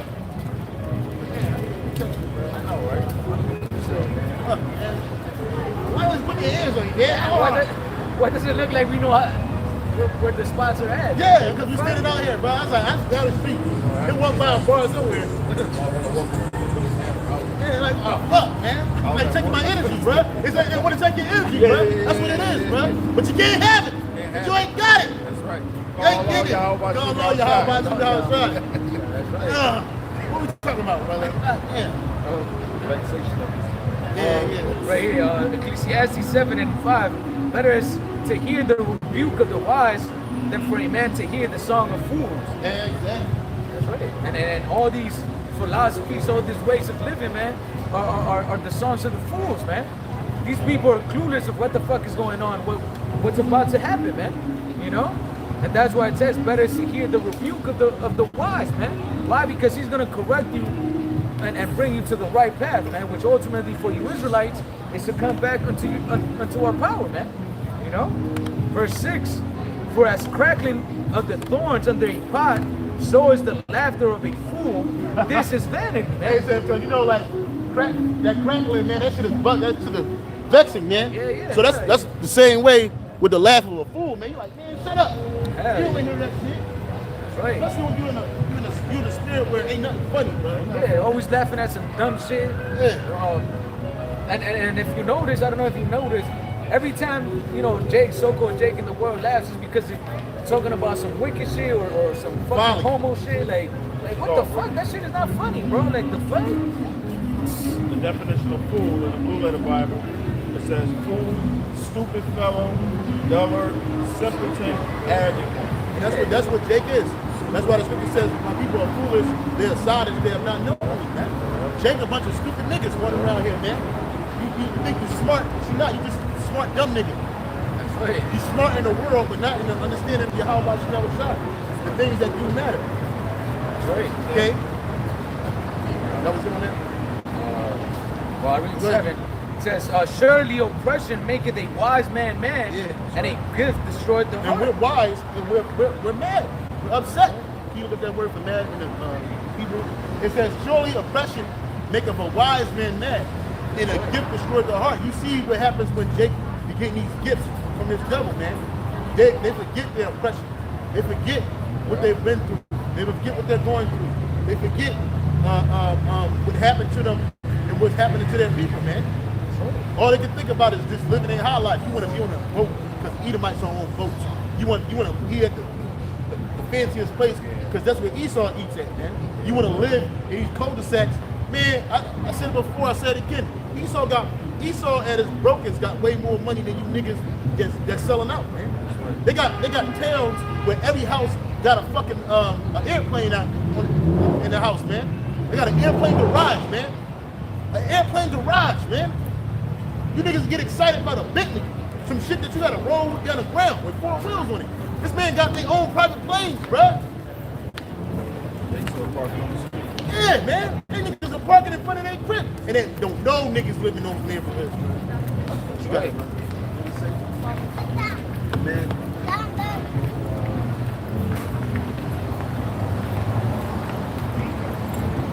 Keyword is halal. This is the Hebrew word halal for mad. It says,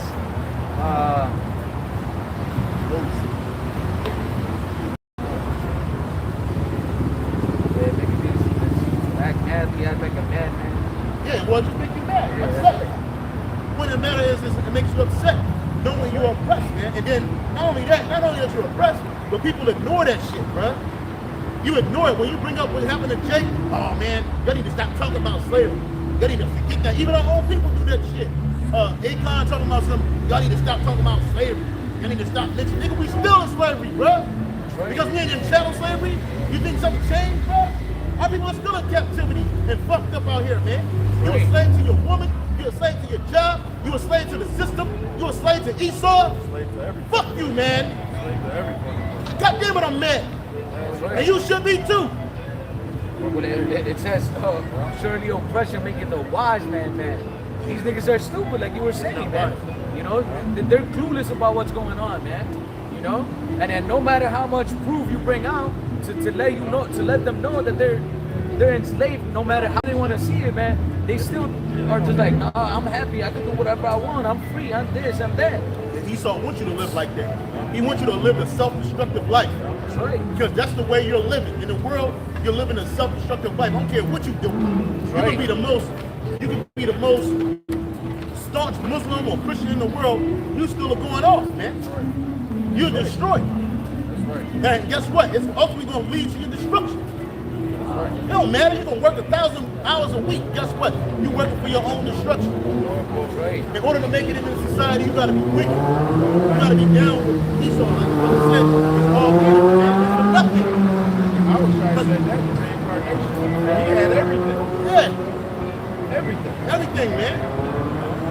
And he realized that, look, he's going to die, and then it's going to go to somebody that's lesser than him. That's right. And look at King Solomon's sons. All of them were lesser than him, man. Yeah, some of them were righteous, but a lot of them were wicked, man. That's right. Man, it just go from there and on down, man. You know, it sucks, man. And you realize that you're just working for nothing. Because in this life, you can't live forever. I don't care what you do. Look at the super elite. A lot of them dropping dead. They're up in their 90s, late 80s, early 90s, mid to late 90s. And look, all that wickedness they did was for nothing. They went to the spirit world, they got the judgment, and they rested right now. And they know that they're going to come back in a hardcore slavery and captivity. That was the last they ever going to ever live in the lap of luxury, man. This is the last sign of Rothschilds, the Oppenheimers, Rockefellers, who are nothing more than Rothschilds. All you super elite, this is the last life you ever going to get. So I suggest you live this motherfucker to the fullest, man. And if you're not, fuck you, you're going into slavery, you're going to be destroyed. And so with that, all praise, honor, and glory to Yahweh, Ba'Shem, Yahushai, Ba'Shem, Rakah, Kadash. Double honors to the apostles and the elders that great millstone. For Jesus' word and truth, sharing, doing well. Salutations to our fellow Ak, and keep pushing, keep striving. We almost out of here. Shalom. Shalom. Shalom.